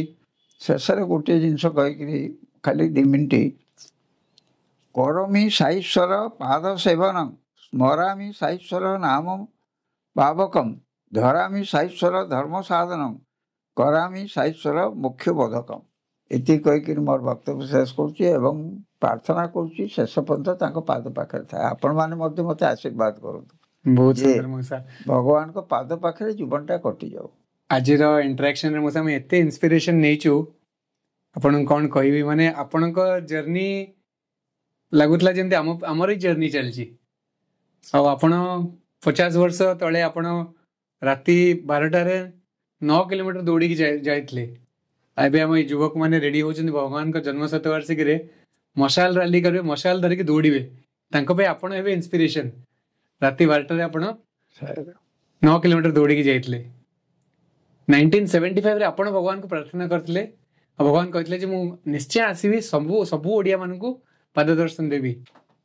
ଆଜି ଆମେ ଦେଖୁଛୁ ଶ୍ରୀ ସତ୍ୟସାଇ ଦିବ୍ୟ ପାଦୁକା ଦ୍ୱାରା ଭଗବାନ ଆଜି 10,000 ଗାଁ ଓଡ଼ିଶାର ବୁଲୁଛନ୍ତି। ओडिशार पुरपल्ली भक्त मान भगवान पाद दर्शन दौरान आपण जर्नी एक्चुअली पूरा स्टेट ऑर्गेनाइजेशन जर्नी मोसा भावुँ आम सब युवक मान बहुत इंस्पिरेशन दब आमर बहुत सौभाग्य भगवान आमको बड़ ब्लेसिंग देइचंती जे नुआ वर्ष रे और ये जर्नी विथ साई प्रथम एपिसोड रे आमे आपण को पाइचु आपण आमे माने बाय एज युवक हे पारो किंतु आपण आम ट्रू इंस्पिरेशन आपण माने आपण एबे भी युवक शक्ति आपण भीतर अच्छी भगवान ब्लेसिंग्स बहुत रहू मोसा आपण ऊपर आज इंटरेक्शन पे बहुत बहुत धन्यवाद मोसा आपको धन्यवाद।